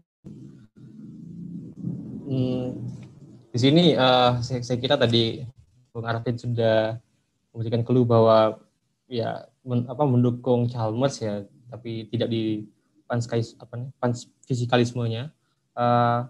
Dan begitu juga Bung Taufik ya. Jadi sampai sejauh ini masih sepakat terhadap problem itu ya. Mungkin saya akan coba ke Bung Taufik dulu ya. Ini terkait dengan fenomenologi. Jadi karena tadi sudah menyampaikan filsafat pikiran ya, lebih banyak porsinya dibandingkan fenomenologi. Kalau dalam fenomenologi ya, kepada Bung Taufik ya, bagaimana sejauh ini tuh seperti apa sih deskripsi fenomenologi tentang kesadaran gitu. Tadi kan sudah dijelaskan Bung Arvin bagaimana eksplanasi terhadap hubungan antara body, otak, brain dan kesadaran. Kalau di fenomenologi bagaimana tuh sejauh ini perkembangannya mengenai kajian tentang kesadaran? Saya persilakan ke Bung Taufik. Oke, thank you Mas Bung Firmansyah. Ya, tadi saya sengaja tidak membawa fenomenologi sebagai sebuah doktrin tentang kesadaran ya. Jadi saya hanya mengambil fenomenologi sebagai metode. Sebagai metode itu apa? Yaitu tadi yang saya katakan sebagai first person approach. Bagaimana dia mendekati kesadaran dengan pendekatan orang pertama. Kalau sebagai doktrin tentu kita bisa kembali ke Husserl ya, bagaimana dengan metode reduksinya dia akhirnya menemukan doktrin intensionalitas itu. Jadi ada reduksi fenomenologis, reduksi transendental, terus kemudian terakhir reduksi eidetik. Dari situ kemudian setelah dikikis isi kesadaran kita, kemudian ditemukan sebuah eidos, sebuah esensi dari kesadaran yang kita alami secara langsung, yaitu bahwa dia bersifat intensional, bahwa dia bersifat selalu terarah terhadap objek tertentu. Nah, ini pada tahap ini sudah masuk fenomenologi sebagai sebuah doktrin, begitu, sebagai sebuah doktrin. Nah, nanti detail dari doktrin ini akan sangat banyak perdebatannya. Husserl misalnya tentang doktrin intensionalitas, dia sangat berbeda dari gurunya Brentano, yang kalau di Brentano itu status ontologis dari objek intensional itu imanen di dalam kesadaran, artinya dia ada di dalam aktivitas kesadaran itu sendiri. Sedangkan di Husserl, sejauh yang saya baca dan teliti, karena kebetulan dulu saya ketika S1 skripsi tentang teori intensionalitas Husserl, di situ Husserl punya perbedaan yang cukup diametral dengan Brentano. Jadi status ontologis dari objek sadar itu nggak imanen di dalam kesadaran, tapi dia transenden begitu. Jadi dia transenden, cuman nanti aktivitas intensional ini yang kemudian secara epistemologis, tidak secara metafisik ya, kalau sejauh yang saya baca ini secara epistemologis dia punya peran constructing gitu, bagaimana subjek sadar melalui intensionalitas itu membentuk, punya peran seperti dalam Kant lah, punya peran dalam membentuk pemahaman kita terhadap objek tertentu. Oleh karena itu fenomenologi sebagai doktrin ini kalau dibawa dalam konteks diskursus filsafat ilmu, sains, dalam sains itu saya melihat ini akan lebih dekat ke dalam realisme perspektifal. Realisme perspektifal yang salah satu proponennya itu filsuf perempuan, saya lupa, dari Edinburgh, Massimi apa ya kalau nggak salah. Jadi dia memosisikan objek itu secara transenden. Jadi berbeda ya antara transendental dengan transenden. Transendental itu subjektivitas, kalau transenden itu di luar kesadaran. Nah, objek itu di luar kesadaran, tapi cara kita, akses kita secara epistemologis terhadap objek itu bersifat perspektifal. Nah, itu di situ saya melihat bahwa fenomenologi itu kayaknya lebih klop dengan realisme yang tapi perspektifal, begitu. Mungkin itu yang bisa saya jelaskan sementara. Klop, terima kasih. Tadi Bung Taufik sudah mengajukan pertanyaan kepada Bung Arvin. Sekarang mungkin Bung Arvin ya, saya kasih kesempatan untuk pertanyakan Bung Taufik ataupun membantah ya. Monggo, silakan. Boleh. Pertanyaan saya ke Bung Taufik mungkin, Kalau Bung Taufik pegang metafisikanya apa? Apakah Bung Taufik panpsychist karena mengikuti Chalmers?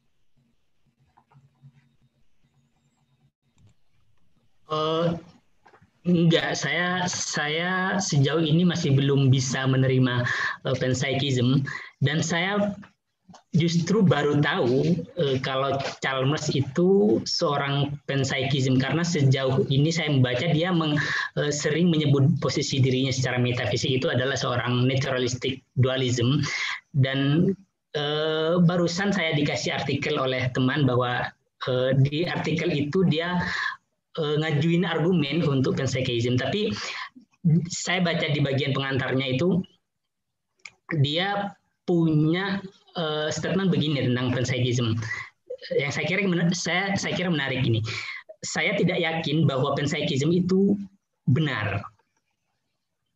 Saya tidak yakin bahwa panpsychism itu benar, tapi saya juga tidak yakin bahwa panpsychism itu tidak benar. Jadi saya melihat posisi Chalmers sendiri dalam konteks ini kayaknya masih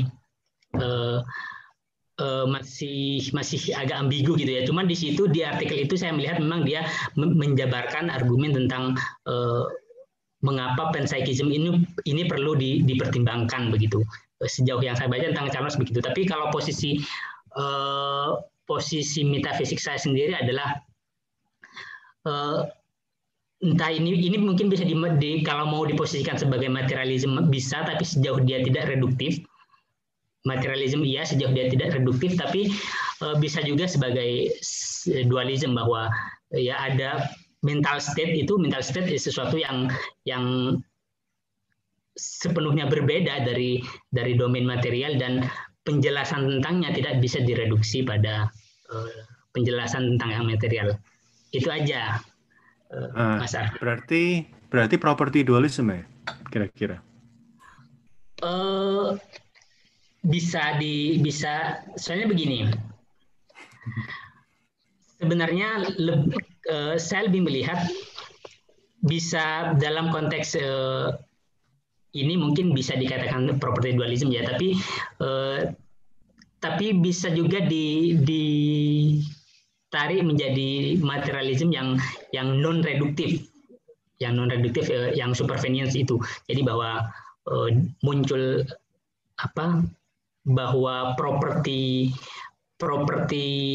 mental itu adalah sesuatu yang emergen dari base material, tapi kemudian ketika dia emergen itu nggak bisa direduksi, penjelasannya tidak bisa direduksi ke dalam level material. Oleh karena itu saya masih pada posisi bahwa neuroscience itu tidak bisa, sejauh ini masih belum bisa memberikan penjelasan yang exhaustif terhadap seluruh realitas itu.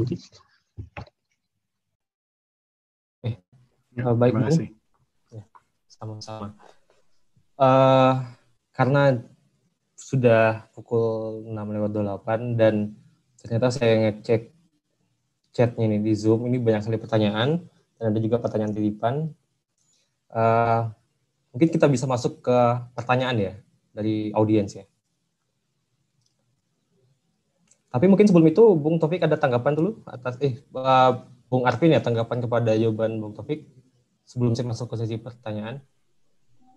Enggak apa-apa, kita bisa diskusi pertanyaan. Kayaknya banyak ini numpuk. Iya, banyak sekali. Oke, yang pertama itu dari Romo Satrio Widiatmoko. Pertanyaan kepada Bung Taufik ya. Apakah tidak ada jalan ketiga, tanda kutip, bukan materialisme, bukan dualitas, melainkan dualitas ala Aristoteles, neuron sebagai materi dan kesadaran sebagai forma? Apakah tidak ada jalan ketiga di antara tadi materialisme dan dualisme? Sorry, sini ditulis dualitas. Saya persilakan kepada Bung Taufik.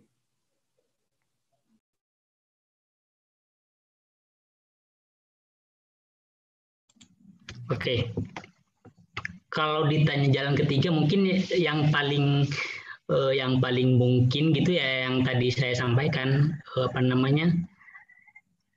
materialism tapi yang non reduktif tadi itu. Jadi kalau mau dicari semacam sintesisnya antara materialisme dan dualisme tadi itu, yang paling mungkin itu yang bisa, walaupun secara metafisik tetap itu ya, tetap nggak bisa karena kalau dualisme kan komitmen metafisiknya jelas bahwa domain mental dan domain material itu sepenuhnya beda. Tapi kalau yang materialisme tapi yang non reduktif, dia berasal dari satu hal yang sama tapi kemudian muncul, dan ketika sudah muncul itu nggak secara epistemologis tidak bisa dijelaskan dengan term-term yang sama ketika kita menjelaskan level bawahnya tadi, level material. Kalau ditanya jalan ketiganya seperti itu, tapi bisa jadi jalan ketiganya adalah Pancasila. Oke, jalan ketiganya Pancasila. Terima kasih Bung Taufik ya. Kalau menurut Bung Arvin bagaimana kira-kira menanggapi pertanyaan itu dan jawaban dari Bung Taufik? Saya persilakan. Ya, saya merasa jalan ketiga, jalan Chalmers itu salah satu contoh jalan ketiga. Kalau cara pemikiran saya sih begitu. Tapi harus ada multidisciplinary interaction lah. Soalnya tiap metodologi kan ada keterbatasannya masing-masing. Dan saya rasa masalah terbesar itu masalah definisi. Kesadaran itu apa gitu kan? Karena ranah psikologi beda-beda definisinya, waktu mereka publish paper beda-beda. Udah gitu, yang filsafat juga beda-beda seperti tadi yang kita lihat dari secara kontinental. Jadi itu definisi saya rasa penting sekali. Mesti setuju dulu, baru bisa dikaji sama-sama. Baik, terima kasih atas tanggapannya. Pertanyaan selanjutnya kepada Bung Arvindo, dan nanti saya akan lempar juga ke Bung Taufik ya. Dari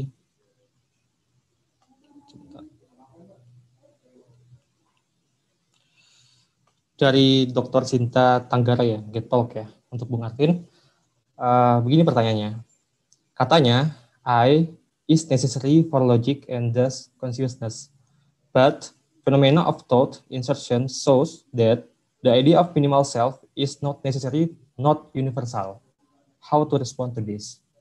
Saya persilakan kepada Bung Arvin ya. Dari Dr. Sinta Tanggara. Silakan Bung Arvin. Mic-nya belum nyala. Ya, sorry, pertanyaan saya nggak ketemu. Bisa copy paste nggak ya? Saya scroll.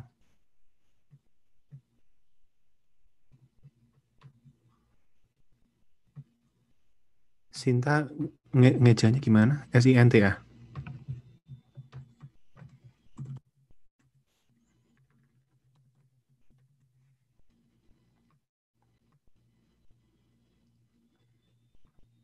Oke, atau pertanyaan baca ulang kalau gitu, kalau susah. Oh, oke. Benar, mana ini? Katanya I is necessary for logic and thus consciousness, but phenomena of thought insertion shows that the idea of minimal self is not necessary, not universal. Katanya I is necessary for logic and thus consciousness. Betul, itu posisinya Kant tadi, posisinya Fichte juga. But phenomena of thought insertion shows that the idea of minimal self. Thought insertion ini saya nggak gitu pasti. Is not necessary, not universal. How to respond to this? Ya mungkin bisa dibilang kayak, yang kalau saya bisa meraba gini, minimal self itu nggak necessary karena banyak makhluk-makhluk lain, bentuk binatang lain yang memiliki kesadaran, tapi kita nggak tahu kualiannya bagaimana, begitu. Saya rasa ada unsur begitu, dan jawaban saya mikirnya sih mungkin ada kualia yang berbeda-beda. Ini menurut Thomas Nagel kan, bagaimana kelelawar itu merasakan, begitu kan? Kualianya kelelawar sama kualianya kita itu ya berbeda, begitu. Ya, tanggapan saya begitu. mengenai I necessary for logic dan juga consciousness, saya rasa itu juga suatu hal yang dapat disetujui, tapi ini memang problem kembali ke awal mulanya ke Descartes. Baik ya, Bung Asvin ya. Ya. Bung Taufik, apakah ada tanggapan mengenai pertanyaan ini dan jawaban dari Bung Asvin? Nggak ada, Bung. Kurang begitu nangkap maksud dan konteksnya saya. Oke, kita lanjutkan saja ya ke pertanyaan selanjutnya. Di sini ada dari Galuh Nur Fatah ya, bertanya ke Bung Taufik.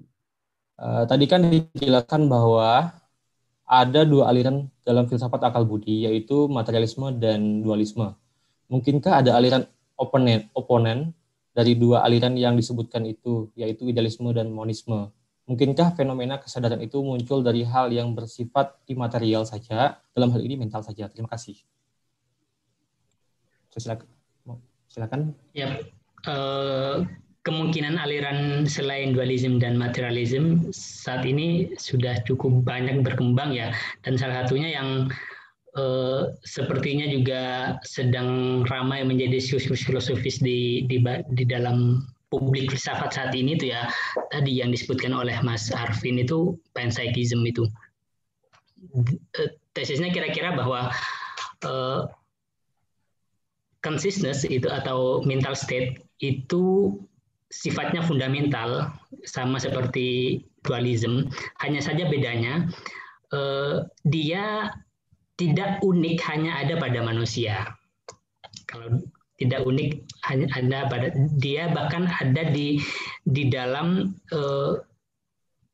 struktur paling fundamental dari dunia fisik. Katakanlah kalau misalnya sekarang struktur paling fundamental dari dunia fisik itu adalah partikel atau partikel. Nah, partikel itu di situ punya tingkat tertentu dari kesadaran.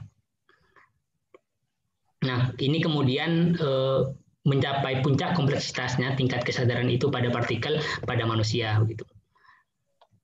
Nah, itu itu diajukan aliran ini, pandangan ini, pandangan metafisik ini bukan salah satunya juga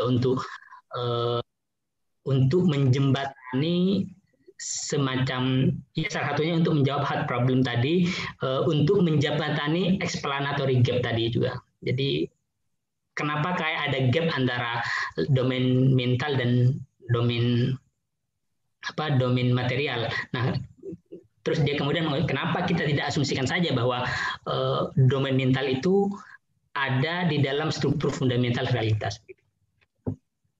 Itu sih tanggapan dari saya. Terima kasih. Baik, terima kasih Bung Taufik.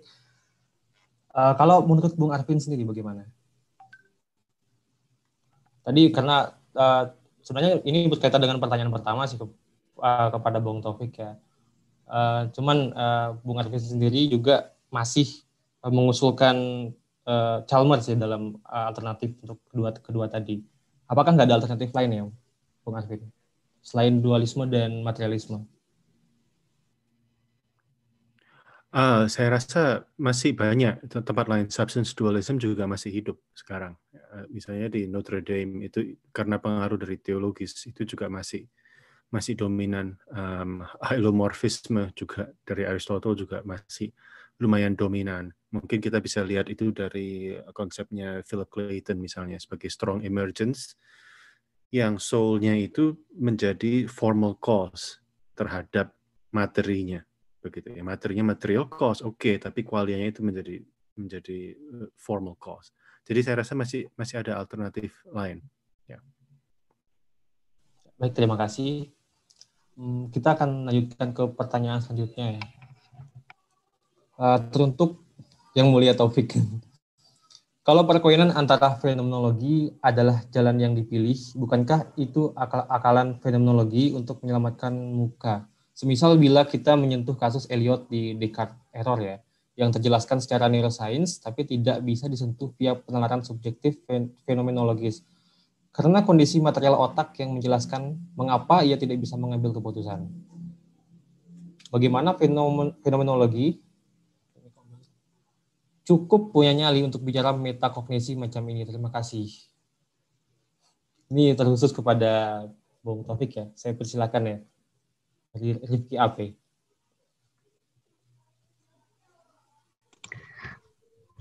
Saya kira enggak juga ya kalau dibilang pilihan untuk tetap mempertahankan fenomenologi dalam konteks ini. Saya kira enggak juga bisa secara sederhana dikatakan sebagai upaya menyelamatkan muka fenomenologi di tengah perkembangan sains yang pesat.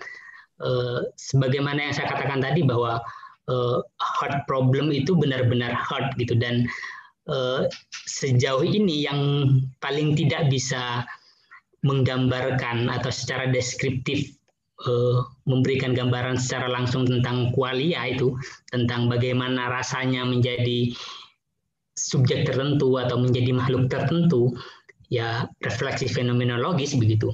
Dan saya pikir ini tidak bisa dikatakan hanya sekedar upaya menyelamatkan muka, tapi karena memang ada satu problem yang di situ sangat pressing gitu ya, yang sangat mendesak untuk kita bisa menjelaskan itu.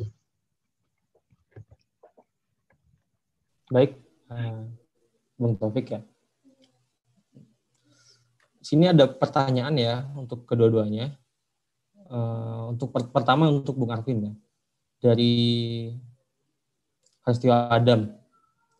Apakah Bung Arvin familiar dengan Pribram-Bohm hipotesis yang bilang bahwa kesadaran bersifat fraktal dan terjadi di fisika di bawah Planck? Kalau iya, tolong pandangannya. Kalau tidak, apakah approach eksperimental paling menjanjikan saat ini? Dan sudah adakah bukti proto-consciousness, misal integrated information theory? Dan pertanyaan selanjutnya, apakah intelligent entity necessarily conscious? Entity, dalam kurung mind, tidak sama dengan consciousness. Dan apakah consciousness embodied pada sistem fisiknya dan cara memikirkan dunianya, relasional terhadap itu? Misal suatu alien tidak berpikir dengan logika dan kausalitas memahami semesta, padahal menurut Kant itu masuk faculty of mind. Ini pertanyaan kedua ini mengarah kepada Bung Taufik dan Bung Arvin ya. Mungkin kita langsung ke pertanyaan pertama ya. Silakan Bung Arvin. Oke, apakah familiar dengan Bohm hypothesis? Kesadaran itu bersifat fraktal. Kalau tidak, apakah ada approach eksperimental? Ya, ini saya rasa metafisikanya yang sangat sulit sekali ya. Jadi kalau memang kita memegang Bohm, kadang jatuhnya bakal deterministik. Itu repotnya Bohm di situ, dan juga Bohm itu tidak disetujui dengan banyak Copenhagen School. Karena EPR, Einstein-Podolsky-Rosen paradox, udah gitu juga hidden variable theory itu sudah hampir dibuktikan salah semuanya oleh Bell's inequality theorem, ya kan? Jadi sisanya cuma non-locality dan locality itu doang yang ada sedikit ruang untuk bekerja di situ. Nah, kalau kita pegang habis prinsip yang kuantum yang itu, makanya ada fraktal di situ, putus-putus consciousness-nya gitu kan. Jadi mungkin salah satu cara ya kita harus pegangnya bukan substrate metaphysics tapi pegangnya properties metaphysics. Ini pendekatan dari properties metaphysics, bahwa properties itulah yang fundamental. Jadi kalau kita pikir partikel itu kan sebetulnya berasal dari second order quantization of fields, ya kan? Jadi kita harus lepas dari kuantum mekanika, kita harus ke quantum field theory, ngikutin fisikanya. Berarti yang fundamental itu adalah fields, kok yang fundamental adalah fields itu sifatnya continuous. Hanya sewaktu kita analisa pada waktu-waktu tertentu, pada ruang tertentu, ini terus kita quantize. Jadi kelihatannya kayak terputus-putus, begitu kan? Jadi kalau kita pegang konsep ini, terus semuanya jadi menyambung. Dan tentu saja ini juga banyak masalahnya lagi, bagaimana properti yang satu dengan properties yang lain dapat mengumpul menjadi satu untuk menjadi suatu individu. Jadi proses individuation itu yang menjadi masalah. Tapi urusan keputusan tidak terputusannya, kesambungannya itu jalan dengan sangat lancar dari bundle theory properties metaphysics. Ya, itu pertanyaan yang pertama. Bisa lanjut ke pertanyaan kedua. Ya, yang kedua, apakah intelligent entity necessarily conscious entity? Apakah Itu harus conscious. Intelligent harus conscious. Wah, ini definisinya. Jadi apakah intelligent harus conscious? Tergantung definisinya apa. Jadi ada proposal, ada bisa baca artikel dari Ted Peters di Theology and Science tahun lalu. Dia mengatakan ada 7 ciri-ciri intelligence dan consciousness itu hanyalah satu aspek. Jadi intelligence itu bukan binary, intelligent or not, tapi itu ada suatu gradient. Gitu. Ya. Dan apa consciousness? Embodied sistem fisiknya memikirkan dunia relasinya suatu. Kan itu masuk faculty of mind. Ya, saya rasa urusan relasional atau tidak, apa consciousness. Misalnya suatu alien tidak perlu dengan logika dan kausalitas memahami semesta, pada menurutkan itu masuk faculty. Ya, saya rasa ini spekulasi yang sulit. Apakah logika itu sifatnya fisik atau relasional? Kemungkinan dia dua-dua kalau saya tidak mengerti. Ya mungkin Bung Taufik lebih mengerti pertanyaan yang kedua. Baik Bung, terima kasih. Pada Bung Taufik, saya persilakan. Ya, kalau saya nangkapnya ini kayak problem zombie ya mungkin ya. Jadi apakah zombie itu secara natural itu sejauh ini tampak tidak mungkin ya. Tapi kalau kita berbicara secara spekulatif, keberadaan zombie artinya keberadaan entitas yang secara fisikal, terus fungsi-fungsi neuralnya sama persis dan itu beroperasi secara fungsional sehingga dia punya kecerdasan seperti kita. Tapi dia hanya tidak minus qualia, minus consciousness. Saya memahami mendefinisikan qualia consciousness ini seperti Nigel ya. Itu mungkin artinya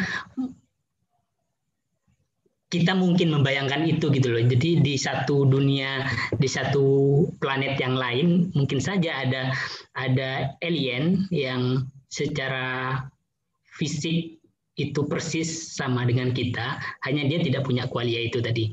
Bagi saya itu mungkin sih, mungkin. Baik, terima kasih kepada Bung Taufik. Kita lanjut kepada pertanyaan selanjutnya. Ini kepada Bung Taufik. Bagaimana menurut Bung tentang pandangan lama yang mengatakan bahwa ketidakmampuan untuk melaporkan tentang entitas yang dirasakan bukan berarti kita tidak bisa sadar akan sesuatu? Karena laporan pengalaman itu lebih pada language production and reports, bukan bagian dari kesadaran per se. Terima kasih dari Dimas Rizky.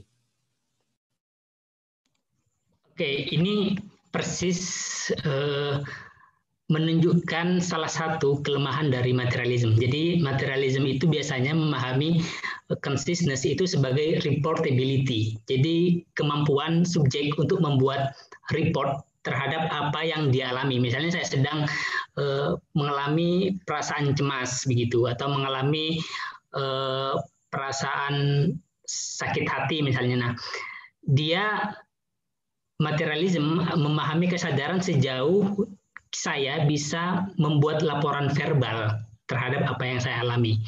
Nah, padahal kemampuan saya untuk membuat laporan verbal itu hanyalah kerja fungsional otak begitu. Kerja fungsional otak belum bukan qualia, bukan kesadaran, bukan. Nah, artinya dengan demikian kemungkinannya bisa jadi makhluk yang secara fungsional bisa melakukan verbal report begitu, bisa jadi dia mungkin sadar dengan itu, tapi bisa jadi dia enggak begitu. Demikian juga sebaliknya, makhluk yang belum bisa melakukan verbal report terhadap apa yang dialami karena keterbatasan bahasa atau dia tidak bisa mengakses sistem informasi yang ada di dalam otaknya, ini juga belum tentu bisa disimpulkan apakah dia nggak sadar. Bisa jadi dia sadar, punya qualia, punya perasaan bagaimana mengalami sesuatu pada dirinya begitu. Tanggapan saya begitu. Baik, kalau menurut Bung Arvin, bagaimana tentang pertanyaan ini? Bisa diulang sedikit pertanyaannya, saya udah lupa.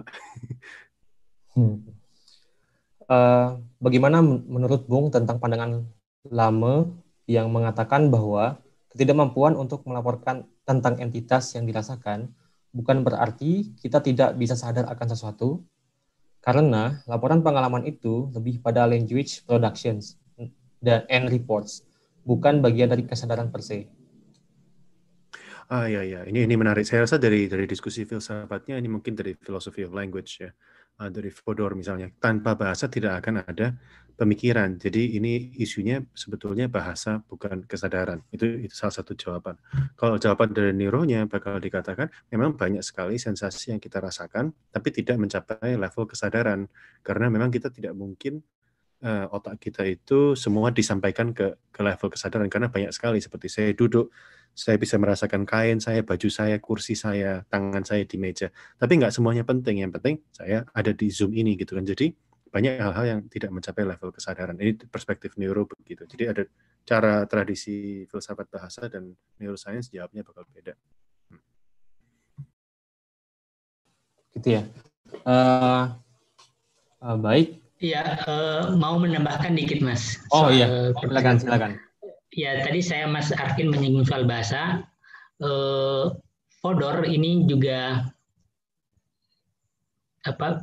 dengan Fodor saya bisa ngasih jawaban tambahan untuk soal ini. Jadi kan kemampuan kita mengungkapkan sesuatu dalam bahasa itu mensyaratkan paling tidak kita punya konsep terlebih dahulu gitu. Jadi kita melakukan konseptualisasi, baru itu kemudian ditranslasi dalam bentuk bahasa. Tapi kata Fodor, representasi mental itu mungkin berbentuk dalam sesuatu yang non konseptual. Jadi dia belum sempat terkonseptualisasi, tapi sudah ada representasi mental dalam pikiran kita.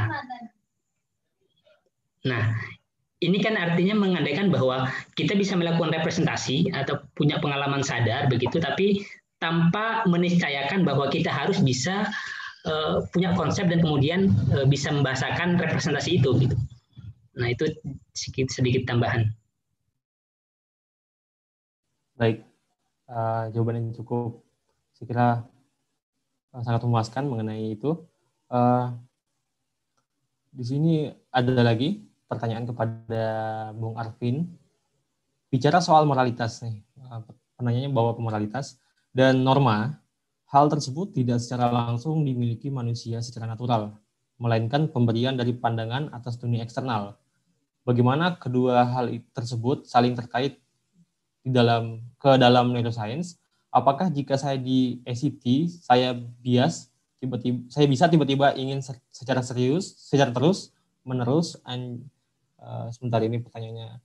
Apakah jika saya di ACT, saya bisa tiba-tiba ingin secara terus menerus mengelus ya anjing kesayangan saya, maksudnya mungkin ya. Apakah yang berubah itu moralitas atau impuls yang tidak bias atau bisa tersaring oleh nalar kita? Terima kasih. Tampaknya pertanyaan masih kurang ini ya, jelas ya. Bagaimana Bung Arvin? Apakah paham dengan pertanyaan ini? Tadi bagian pertamanya bisa diulang. Saya juga dari Subhava. Jadi begini, bicara soal moralitas dan norma, hal tersebut tidak secara langsung dimiliki manusia secara natural, melainkan. Ya, jadi moralitas ini memang kompleks. Jadi kalau dari pendapat filsafat kontinental juga banyak pendapat, ada yang dari luar, ada yang dari dalam. Kalau kayak Kantian kan memang itu boleh dibilang itu adalah dari dalam. Itu asas moralitas itu dari dalam. Buat dia itu adalah hal yang paling mendasar gitu ya. Oh, ini ada koreksi. Ini ada koreksi dari penanyanya. Terus-menerus menyakiti anjing. Oke, ya. Jadi kalau moralitas bagi Kant itu adalah sesuatu hal yang sangat mendasar. Tapi kalau dari perspektif neuro, kadang dikatakan karena ada bagian-bagian otak tertentu, kita bisa melihat dari perkembangan anak. Jadi perkembangan anak itu biasanya parietal lobe-nya dulu yang lebih develop. Jadi anak kecil lebih beretikanya lebih berdeontologis. Semakin dewasa, frontal cortex-nya lebih berkembang, bahwa baru orang itu lebih dewasa, lebih bisa memikirkan konsekuensialis. Jadi moralitas itu tergantung dari perkembangan otak juga. Tapi di luar perkembangan otak ini, saya rasa tetap ada banyak sekali tradisi sosial, ya kan, tradisi norma-norma yang mengajarkan kepada seseorang apa yang baik dan apa yang salah. Dan itu memiliki peranan yang sangat penting. Kita tahu misalnya seorang anak yang prefrontal cortex yang cacat sebelum dia puber itu bisa menjadi psikopat, tidak mengetahui apa yang baik dan yang salah, tapi tidak merasa bersalah. Tapi setelah anak itu lewat puber, begitu frontal cortex-nya rusak, dia berbuat salah, tapi dia tetap merasa bersalah. Psikopat juga, tapi dia tidak psikopat. Dia bisa merasa bersalah. Jadi timingnya akan kapan asas moralitas itu masuk ke otak, itu juga memiliki peranan yang penting. Dan dalam hal evolusi, kalau evolusi moralitas itu dibahasnya biasanya moralitas itu berkembang dari positive dan negative feedback. Ini behaviorisnya terus keluar. Kita melakukan sesuatu, kalau orang lain suka, ya kita dikasih hadiah dalam suatu lingkungan sosial. Kalau tidak suka, kita terus dihukum. Inilah yang mengajarkan apa yang baik dan apa yang jahat dengan melalui berinteraksi. Ini Marcus yang bilang, ini berarti adalah dari teori bermain. Makanya anak kecil itu perlu bermain. Dengan bermain, seorang anak kecil itu menguji apa yang oke, yang baik, dan apa yang tidak oke. Kalau aku mukul temanku marah, aku dipukul balik. Oh, berarti ini tidak bagus. Begitu. Ya. Itu jadi 3 jawaban terhadap moralitas.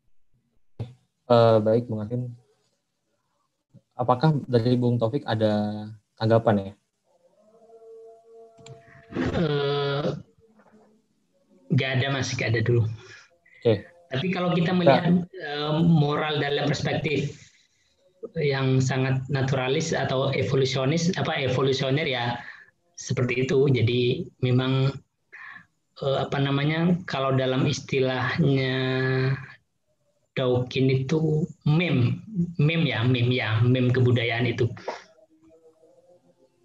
Baik, pertanyaan terakhir nih sebelum kita akhiri ya, karena sudah sebentar lagi jam 7 di Indonesia. Pertanyaan untuk Mas Arvin dari Ahnaf. Yang pertama, apa dan bagaimana landasan epistemik untuk neuroscience bagaimana landasan epistemik untuk neuroscience dapat dikatakan sebagai ilmu? Pertanyaan pertama. Yang kedua, apa dan bagaimana core scientific theory dari neuroscience yang memiliki daya prediktif tinggi, sehingga teori neuroscience tersebut dapat difalsifikasi? Kegagalan menjawab 2 pertanyaan ini menunjukkan bahwa so-called neuroscience ini bukanlah sebuah ilmu, namun hanya Francis Baconian ensiklopedia atau sekadar kumpulan fakta tentang neuron otak kita. Ini pertanyaan yang menarik. Saya langsung kasih ke Bung Arvin. Ya, saya setuju dalam arti memang neuroscience, terutama yang cognitive neuroscience tadi, mendeskripsikan bagian otak mana yang responsible untuk sifat-sifat apa, itu sangat deskriptif. Berarti dengan itu tidak prediktif, ya kan? Tidak prediktif sama sekali, begitu. Ya, ini berarti bukan science, ini hanya seperti yang dikatakan pengumpulan data untuk ensiklopedia. Memang, tapi sains itu kan harus bisa menciptakan hipotesa tertentu, udah gitu mengujinya. Jadi dalam hal itu tetap sains, karena kan mesti dicek. Misalnya kayak saya bakal kira-kira ini bagian otak depan. Ya udah, berarti kita lihat otak bagian samping aktif atau tidak. Itu kan masih ada control variables-nya dalam eksperimen. Karena masih menggunakan eksperimen, masih menggunakan control variables, masih menggunakan experimental variables, negative control, positive control, maka tetap itu dianggap sebagai science dalam hal itu. Tapi pertanyaan ini mungkin saya bakal push lagi untuk ke biologi overall. Saya rasa pertanyaan ini berasumsi bahwa sains itu berangkat dari fisika. Fisika itu kan sering berangkat dari matematika, mempunyai hipotesa a priori, sudah gitu dilakukan di eksperimen baru dilihat. Begitu kan, memang fisika ini mempunyai predictive powers yang sangat kuat, yang sifatnya berbeda dengan biologi. Makanya Fodor pernah mengatakan teori evolusi itu sebetulnya bukan evolusi.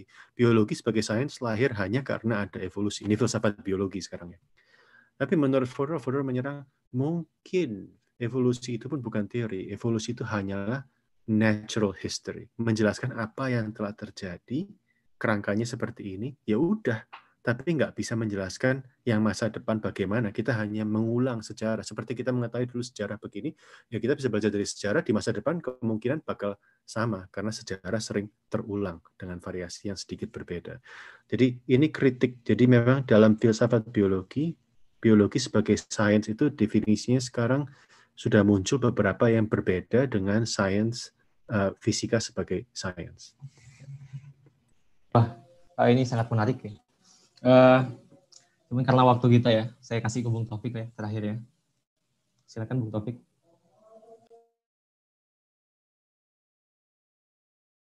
Soal yang mana ya, Bung?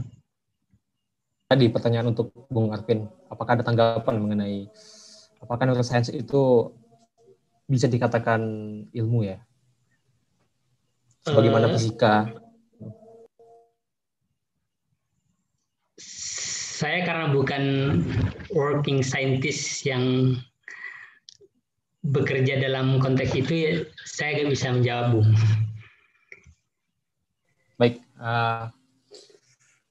mungkin itu ya akhir dari sesi polemik kita pada malam hari ini. Saya ucapkan terima kasih kembali kepada Bung Arvin yang sudah memberikan waktu dan kesempatan, dan juga kepada Bung Taufik ya. Saya ucapkan terima kasih juga. Mungkin itu dari saya, karena tadi tegangan yang diberikan Bung Arvin dan Bung Taufik saya kira sama ya, dalam hal ini memandang bagaimana kesadaran dan solusi yang diberikan, meskipun ada beberapa aspek yang berbeda ya. Seperti itu ya mungkin dari saya. Saya tutup sesi ini, saya kembalikan kepada Ada Gosali. Terima kasih semua. Ya, terima kasih Bung Sundana, terima kasih Bung Taufik dan Bung Arvin atas debatnya yang seru.